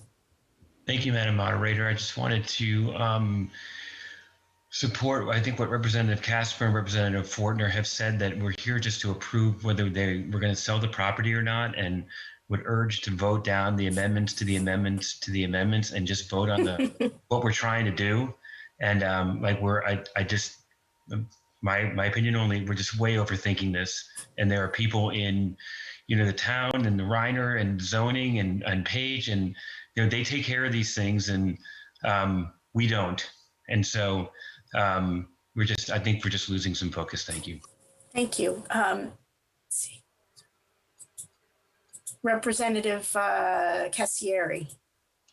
Thank you, Madam Moderator. My question is for the town manager. If the town council did not approve of this requirement, would this then have to go to referendum? I would have to talk to our attorneys on that one. To me, it might just be you're basically turning it down and saying you want that, but I'd have to, unless you declare a power that you're doing it under a power of, I think you have to do a resolution, first of all. I think it wouldn't be a power of initiative without a resolution. I don't believe it'd be power of initiative. I think they'll just be turning it down. Thank you. Representative Whitehouse. Thank you, Madam Moderator. So I like the original amendment because that is the RTM demonstrating that we have the purpose of, there's 30 something of us who represent the town and thus share the opinions of the town to then pass on to the experts who are specialized in planning and zoning and the details of these things and spend a lot of time researching it extensively. When we replace recommendation with requirement, now we, who many of us are first hearing about this in detail for the first time tonight, are saying, okay, change it this way. And this ends up being one of the things that people don't like about government, that you have people who want to reach in there and say, I've got an opinion and I want to get in there and pull this lever and turn this knob, and I'm not really sure what it does, but I want to be part of it. So I am strongly against the amendment to the amendment to make it a requirement. But I do like the original amendment to make it a recommendation. So I'll be voting no on the first one and yes on the second one. Thank and then you, yes on the motion itself. Thank you. Representative Washington. Yes, thank you, Madam Moderator. I'm just going to stand by my amendment. It's only a recommendation. We can make recommendations to the town council. I'm still in support of selling the property, but I just like to make this recommendation. So my amendment will not hold up the process according to the town manager. It's only a recommendation. And like as a body, we can do that. Thank you. I'm asking you to please support the amendment. So we're gonna, I don't see any other hands up, so I'm going to have the vote on the amendment to the amendment, which was made by Representative Thomas, seconded. I do have some relevant information for you from the attorneys. Without the power of initiative, if you just do an amendment, the base is to approve it. If you add an amendment to require it, what you're doing is you're really just still approving it. And then you're still really just recommending it. It's really just an up or down. If you don't do a resolution or ordinance through power of initiative, it's just an up or down. Thank you. So we have a motion. Can that be repeated? Because it was a little broken up. Mr. Burke? Yeah, the base motion is to approve it. Unless you go and do a resolution for power of initiative, nothing else has a binding effect to the council. The base motion, because it says approve, regardless of whatever else you add on to it, it's an approve. So you're really going to just be voting yes or no, regardless. Thank on you. the base motion. Yep. Thank you. So we have an amendment to an amendment on the floor. It's been made by Representative Thomas, seconded by Representative Bailey, and it is to require additional open space with the, sorry, I have a lot of papers here. Let me get with the option to sell for the excess property at 517 and 529 Gold Star Highway. All in favor of that amendment to the amendment, please say aye. Aye. Aye. I believe that's two. I think that was Evan and Thomas. Somebody else something? See, we're starting to get people talking here. Gustafson? No. All right, so it's just the two? Thank you. Any opposed? Yes. Opposed. Yes, opposed. Opposed. You only vote once, and I know you're getting tired, but please just vote once. When we're especially on Zoom, it's a little difficult. Thank you. Any abstentions? Thank you. That motion fails. 2 in favor, 35 opposed, although We have I don't. 34 members here now. Okay, 2 in Sorry. favor, and that would make it 32. 32. Okay. And no abstentions. Right. Thank you. So we have an amendment on the floor, which is to recommend acquisition of, to recommend additional open space to this excess property redevelopment and option to sell at 517 to 529 Gold Star Highway. That motion was made by Representative Washington and seconded by Representative Thomas, I believe. Is that correct? Yes, Thomas. All in favor of that, please say aye. Aye. Aye. Aye. You want to do a roll call? Yeah, that'd be great. How about this? Raise our hands. Sure. All in favor, raise your little yellow or whatever color hand No, it because is. I can't see hands. Oh, I don't okay. see the whole, I don't see the whole thing, you guys. Okay, so I can can only see half of you. all at a right. time. So do you want to do it by roll call? Because I don't know I'll really do it how. real quick. Just everybody pay attention. Okay? All in favor, or I'll let the town clerk do this. Adams? No. Bailey? No. Baker? No. Burrell? Casper? Oh. What? Messieri? No. Chase? No. Dean Shinbrut? I just want to make sure we're voting on a recommendation along with Correct. the Correct. approval. That's correct. Yes. Fitzgerald? No. Flax? No. Fortner? Yes. Foster? No. Crickman? No. Gauthier? Lauren? No. Gustafson? No. Hanscom? No. Jacome? No. Jones? No. Merritt? No. Perry? No.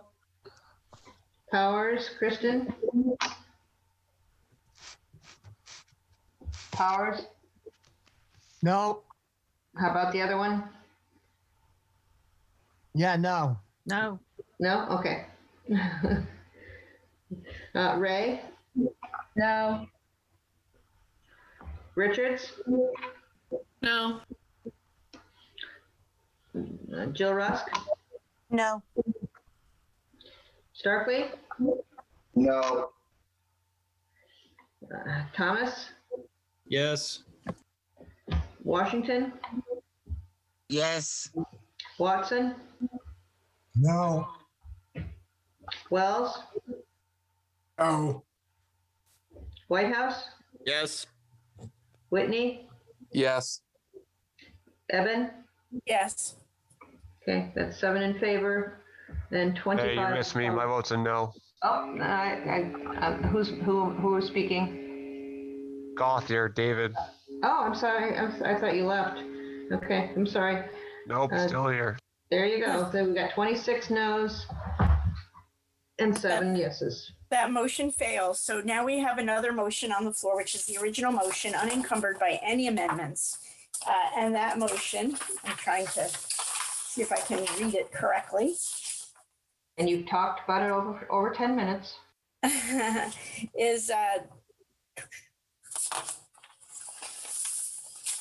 motion that was made by Representative Washington, seconded by Representative Rusk, I believe. And it's that to enter into an option to purchase agreement to recommend the sale of 517 and 529 Gold Star Highway property and to authorize the town manager to sign all required documentation to finalize the sale of these properties on Gold Star Highway. So we have this motion on the floor. It's been made and seconded. All in favor, please say aye. Aye. Any opposed? I'm opposed. This is Evan. Opposed.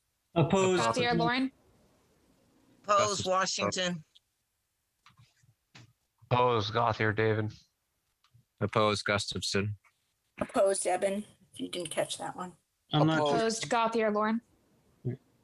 Opposed, Whitney. Opposed, Perry. Just to be clear, I'm not sure if I got stepped on there or not, but I'm opposed too. This is Thomas.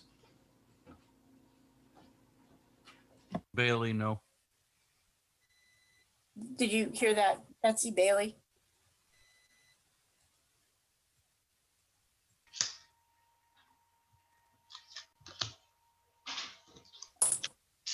You get that? Do you want to do that as a roll call? Yeah, I'll have to do a roll call. I can't keep up with it. Sorry, guys. That's fine. It's just impossible. Okay, Adams? Yes. Bailey? No. Baker? Yes.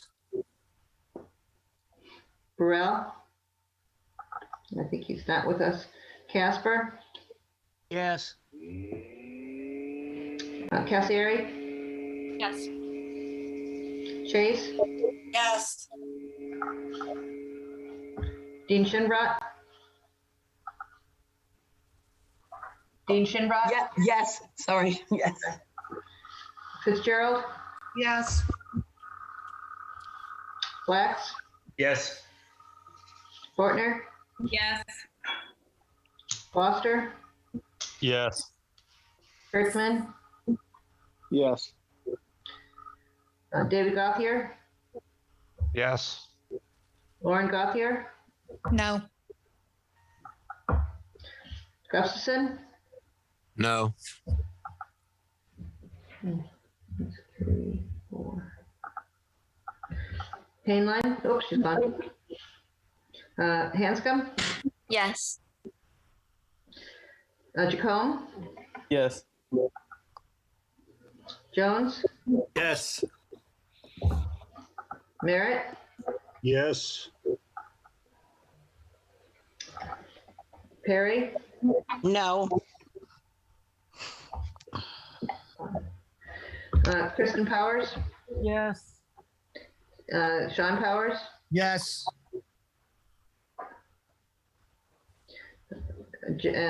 Ray? Yes. Richards? Yes. Jill Rusk? Yes. Starkley? Yes. Thomas? No. Washington? No. Watson? Yes. Wells? Yes.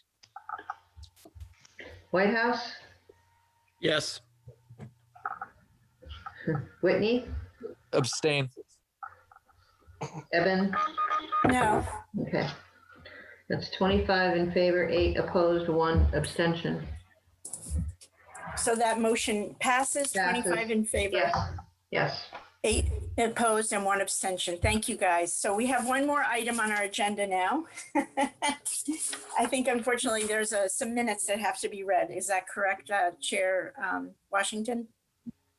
Yes, it is. And I was unable to attend that meeting because I was working at the Democrat primary in the city. So Representative Chase chaired that meeting. Representative Chase, can you read those minutes, please, from the more recent Finance Committee? And the RTM Finance Committee met on March 8th. The meeting was called to order at 6:32 by Representative Chase via Zoom.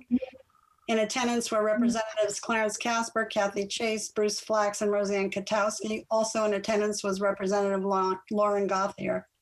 There was no unfinished business. New business was the 2021-39-2 RTM Power of Initiative to create a policy for unassigned fund balance.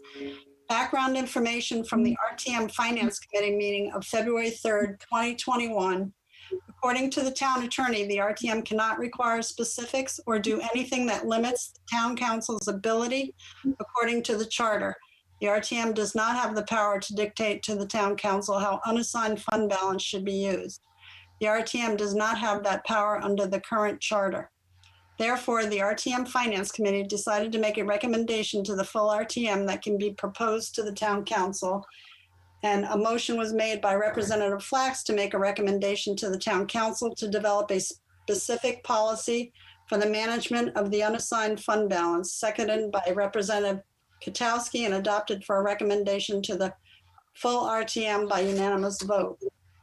Motion to adjourn was made by Representative Flax, seconded by Representative Katowski. Motion passed unanimously, adjourned at 6:48 p.m. Thank you. Is there a motion to accept those minutes? I move to accept the minutes of the Finance Committee meeting. Is there a second? Who was the second? Adam, sorry. You've taken over for Bailey.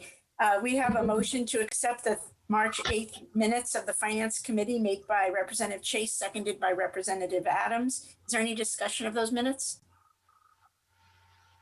Representative Powers, Sean. Representative Powers? Yes, I'm sorry.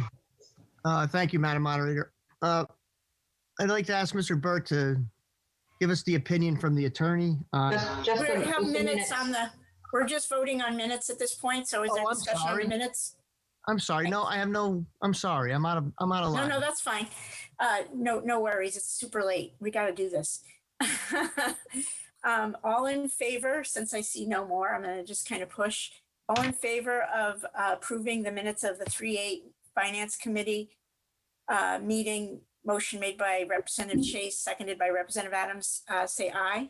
Aye. Any opposed? Any abstentions? That approval passes unanimously. Thank you. Representative Chase, do you have a motion you'd like to put on the floor? I do. I'd like to make a motion of recommendation to the town council to develop a specific policy for the management of the unassigned fund balance. I so move. Second.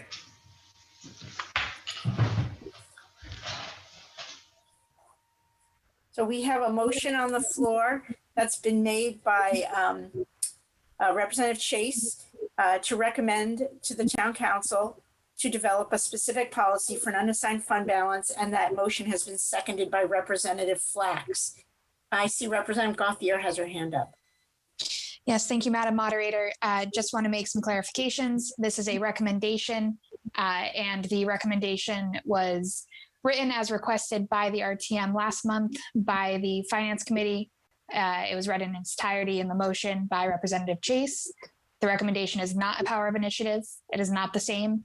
This recommendation is in the same vein as the recommendation that the RTM made in consideration of crosswalks in front of EB following the unfortunate death of a citizen. So I would encourage all of the representatives to vote favorably on this motion so that the town can begin creating some type of unassigned fund balance policy. We've all had concerns about its use, and I think that it's important that we begin the work on that. Thank you. Thank you. I want to ask everyone to mute if you're not speaking because there's a bunch of feedback. And I also wanted to note that I did get correspondence from the mayor. I did communicate with her, and she had recommended that members draft the RTM draft a letter to the whole body, or else speaking at citizens petitions to the town council regarding this to express their interest. I just wanted to let you know because it sounds like the first track is certainly where you guys are at. So Representative Powers, Sean. Thank you, Madam Moderator. If Mr. Burt's here, I'd like to have him discuss the legal opinion that we had in our committee meeting. I didn't put all of that together tonight. I'm sorry. But there was some direct statements made by our attorney about the charter and how this impacts how we go back and forth with our finances and the budget. And I think that's important information for all of us to have. Thank you. I just got back on. I just heard the question. I don't have those notes in front of me, but essentially, there's certain powers given in the charter. You can't use power of initiative to override powers given in the charter. You'd have to do a charter change to do that. Wait a minute, my video started working. That's the long and short of it. Power of initiative will not take away, cannot be used to take away powers of the council or to require them to any requirement that would diminish those powers and abilities to make their decisions. And I would add that the decision, the letter of the attorney, actually 2 letters, are included in the minutes. So everyone should have access to that. Thank you, Madam. Representative Powers, you done? Representative Cassieri? Thank you, Madam Moderator. I'm just a bit confused as to why we as an RTM should be recommending this at this point. At the February 2nd Town Council meeting, Councillor Franco actually made a referral to the COW to discuss raising the fund balance to 15%. Councillor Baumgardner seconded, and it's already an agenda item. It is a 2021-148 fund balance minimum review. So at this time, this is already an agenda item being reviewed by the Town Council. So I am not in favor of us writing a letter at this time since it is already being addressed by the council. I would also like to clarify that there's a big difference between the recommendation we made as an RTM with the sidewalks. I think it was our responsibility at that time to make that recommendation because that presentation was solely given to the RTM because the gentleman that made it was comfortable with Representative Lambert at the time. So we, as an RTM, were making a recommendation because we were the ones that were made aware of it. The Town Council is already aware of this issue and is already working on it. Thank you. Thank you. Representative Thomas? Thank you, Madam Moderator. Yeah, and my feeling is it's just a recommendation, as we discussed just recently. Recommendations don't have any binding power, so it is not a power of initiative. It's just a simple recommendation and urging. And actually, I think it would help lend some weight to the discussions. And I understand the Town Council is already perhaps working on that. So I think it would just kind of lend a little weight to that conversation, knowing that there's interest on the RTM in support of coming up with defined policy. So I'm in favor of the recommendation. Thank you. Thank you. Representative Richards? Thank you, Madam Moderator.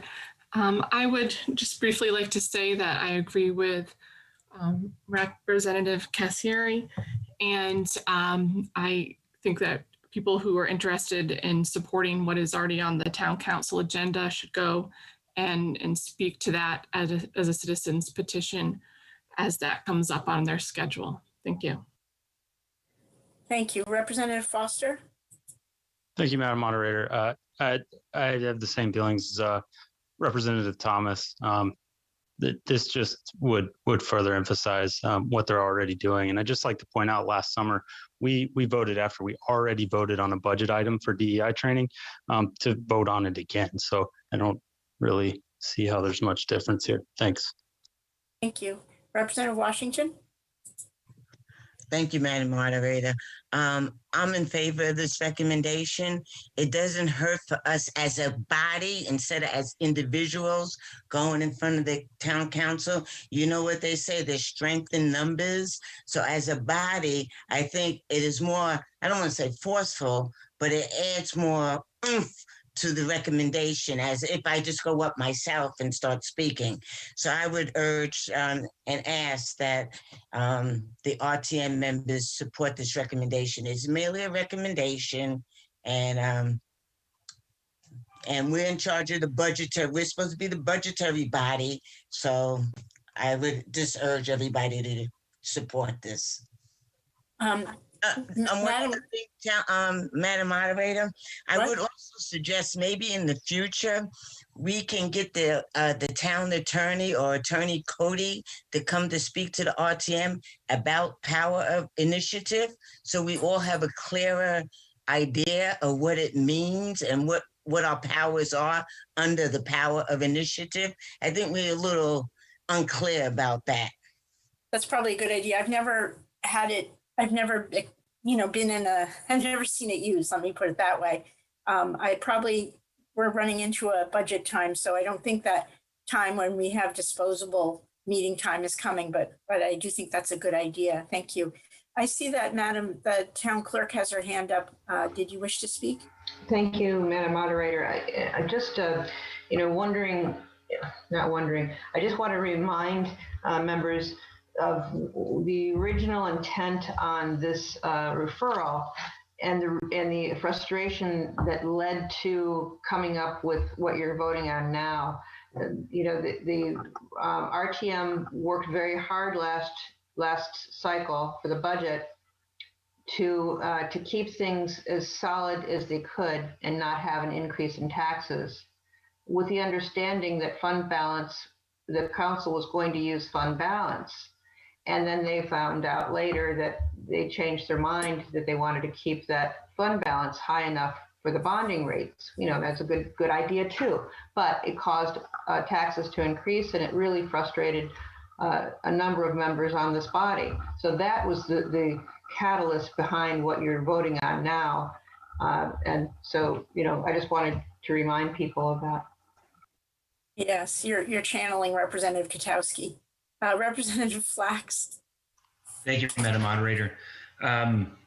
So I think that Representative Washington is correct. There is power in numbers. We are the fiscal arm of the town. And to Representative Cassieri's point, she said that the council, the referral was to make the minimum 15%. And if you heard the town manager's report earlier, it's at 21%. What are they going to do with the other 5% or 6%? This is about a recommendation moving forward of where the fund balance should be and what they're going to do with it, and not keep so much of the taxpayers' money in reserve. And again, we're the financial arm of the town, and we have a say, and the body should speak as one. Thank you. Thank you, Representative Fitzgerald. Yes, maybe Manager Burt can answer this question through you. It's my understanding that there is a state directive about fund balance, and then it has to increase to a certain amount. Am I wrong about that? A minimum balance from the state? Yeah. I don't know of one, but let me check. Let me just check with Cindy tomorrow, and I'll get back to the RTM. Yeah, I thought it was supposed to be increasing to a certain amount, and we had been working on that. This is from quite a couple of years ago. Thank you. Yep, I'll look into it. Thank you, Representative Gauthier. Yes, thank you. I'd like to elevate what Representative Washington, Flax, and Thomas all said. I think there is strength as making this recommendation as a body, and specifically as a fiduciary body of the town. And, since we do thankfully have Town Manager John Burt on the line, I'd like to just kind of ask if he still believes that this is a good exercise, which is what was relayed to me in an email regarding the issue that the town should undertake in order to create a defined specific policy so that ourselves as budget operators and or budget workshoppers, whatever you want to call us, and taxpayers know what's going on with this large body of money. And I'd also like to note that as far as what the mayor said about giving a letter, I believe the entire body of the letter is that one sentence that Representative Chase read, in that just make a policy. They can do it with that as they will. That's their authority. I at one point supported a 15% maximum in that unassigned fund balance. Thankfully, Town Manager John Burt provided materials that suggested that should be changed. Totally happy to workshop and look into a specific policy, but just creating piecemeal resolutions here and there to address percentages is not sufficient in managing this kind of fund, especially since it's so integral to how our town operates year to year. So that's just, I think, the last thing I'd like to say. And once again, I urge support of this recommendation. Thank you. Thank you. Representative Thomas, for your last time. Thank you, Madam Moderator. Yeah, just to reiterate real quickly, from my understanding, this is, yeah, again, to echo what Representative Gauthier said, it's to recommend the town council develop a policy on how to deal with unassigned fund balance. So we're not trying to dictate what actually is done. We're just asking them to develop a policy that can be referred to, that we can all kind of touch base on. So we're all working on the same set of expectations. Second, yes, I do, Moderator Eben, you mentioned, or I'm sorry, Town Clerk McCousher reminded us of the frustrations, with the budget last year, and then that vote that the town council did was not unanimous. There was frustration on the council itself with how the fund balance was reallocated. So, yeah, I mean, it's a very minor step in the grand scheme of things. So I would urge support for this recommendation. And yeah, the body has weight as a body, and I would encourage us to use that. Thank you. Thank you. Representative Powers, for your last time. Thank you, Madam Moderator. Sorry to take up any more time, but I have one question for Town Manager Burke. John, with the unassigned fund balance, what percentage of the budget is it total? Do you know offhand? Well, right now it's at 20%. Okay. And as a reminder, like I said, I am recommending close to 3 million in usage this year of the budget this year, upcoming. I do think it's a good exercise to be looking at the policies, though. I want to know, when we had the crisis we almost had with the education in our state, would that be something that this unassigned fund balance would go to offset our taxes if we had an increase for education? Yeah, it could be used for any number of things. It's unassigned, so right. For anything you want to, yes, it could be. So it's almost like a rainy day fund, correct? Correct. Like what the state. And then it's a discussion of what's the appropriate amount and all that. And my question too is that because it's unassigned, we don't actually have a say in it, or do we? Does it come back to us if it's over 10,000? Absolutely. Anything spent, yeah, it has to be. Right. So we still have a say in it no matter what, correct? Yeah, but I do think that's a little different though than as was brought up, what kind of triggered this. But yeah, you're correct on that. Okay, thank you. Thank you, Representative Washington. Yes, thank you, Madam Moderator. As I remember last year, the town council voted not to use any money in the fund balance to keep the taxes flat. But then later on, they did and you could correct me if I'm wrong, Town Manager Burt, later on, they did take money out of fund balance to do something with that Stonington Bridge. And that really, I mean, so you wouldn't. No, excuse me? That's not. Okay, what happened? They did use fund balance though for something. We never did approve a Stonington Bridge.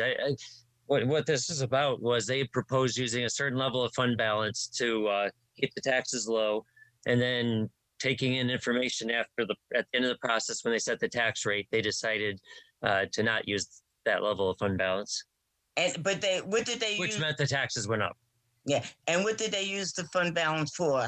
Did they take any money out of the fund balance last year? No, that just stayed in their fund balance. All right, so they didn't use the fund balance at all last year. No. Okay. Thank you. Yeah, no. All right. So we have a motion on the floor, which is to recommend to the town council to develop I see Representative Foster, wishes to speak for his last time. And then I'm going to end discussion. The two. Okay, yeah, just real quick. We just spent a lot of time discussing the disposition of town property, which the town does have a policy for and has a board to discuss that. And all we're doing is making a recommendation that they do the exact same thing with the fund balance, which is a large account of money. And that's it. Thank you. Thank you. All right, so we have a motion on the floor for the to recommend to the town council to develop a specific policy for unassigned fund balance. That motion, I believe, and I may need help here, was made by Representative Chase and seconded by Representative Adams or Representative Flax. Is that correct? Flax. Thank you. I think we probably need to do this as a roll call vote, though. Well, I don't know. I think everybody's going to vote for it. Okay. I heard several people who voiced opposition, so I don't think that's the case, but that's fine. All in favor, please say aye. Aye. Aye. Aye. Aye. Bailey, no. Eben, no. Serena. Any opposed? Powers, no. No. Richards, no. Bailey, no. Fitzgerald, no. Merritt. Can we please do a roll call? Thank you. I would think that's the best course of action here. Could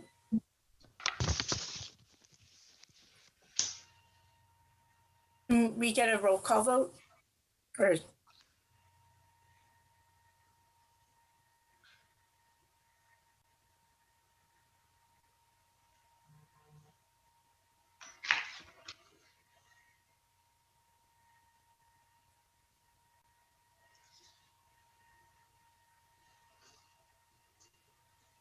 Betsy, is it possible to get a roll call vote? Maybe we lost her. Sorry, my thing bugged out, but I'm here now. Okay, here we go. Sorry. Oh, boy. Okay. Adams? Yes. Bailey? No. Baker? Please Burrell? mute. No. Casper? Yes. Cassieri? No. Chase? Yes. Jump down here. Flax? Yes. I'm sorry, I skipped a bunch of people. Hang on a second. You said yes? Yes. Fitzgerald? No. Dean Schindrott? Yes. The pros is still out to hear, and the pros told me Okay, that good one. Okay, Fortner? problems a lot worse. Pros sent me my custom. Please mute. If you're not talking, we can hear someone's TV. My hair is. Please. Fortner?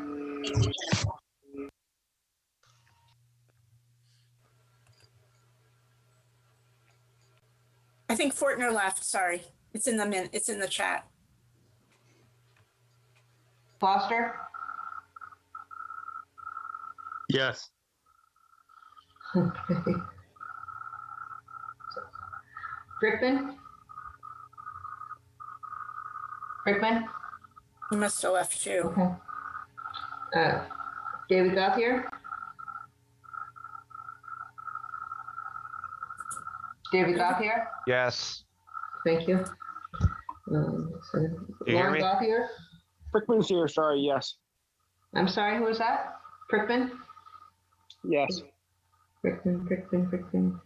Yes, 8. Lauren Gauthier? Yes. Gustafson?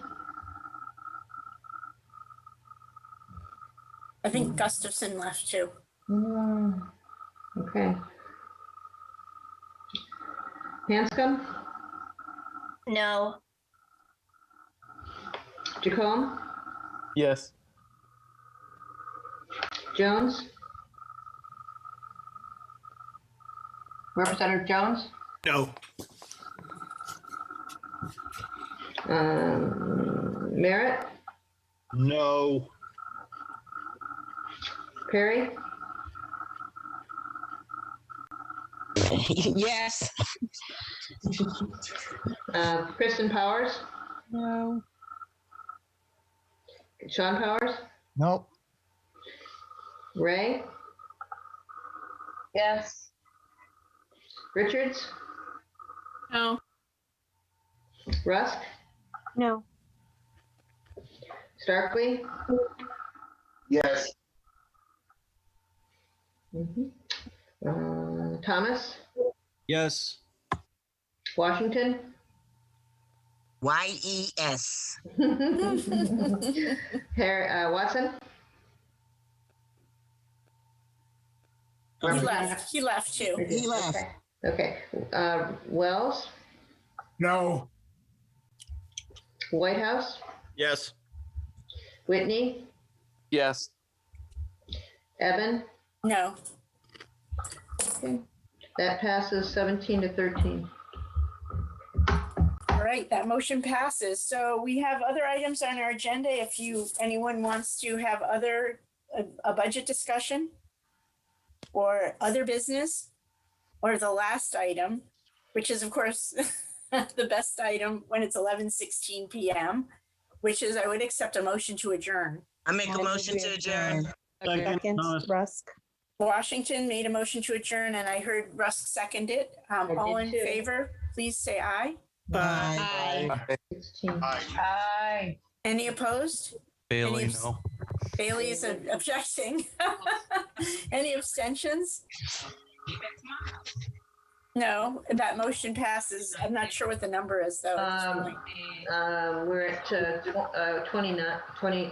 30. We're at 30. So 29 to 1 to 0. Yep. Thank you. Good night, my friends. Have a Thank good you. few Night, weeks. everyone. Good night. Night. Good night. All right.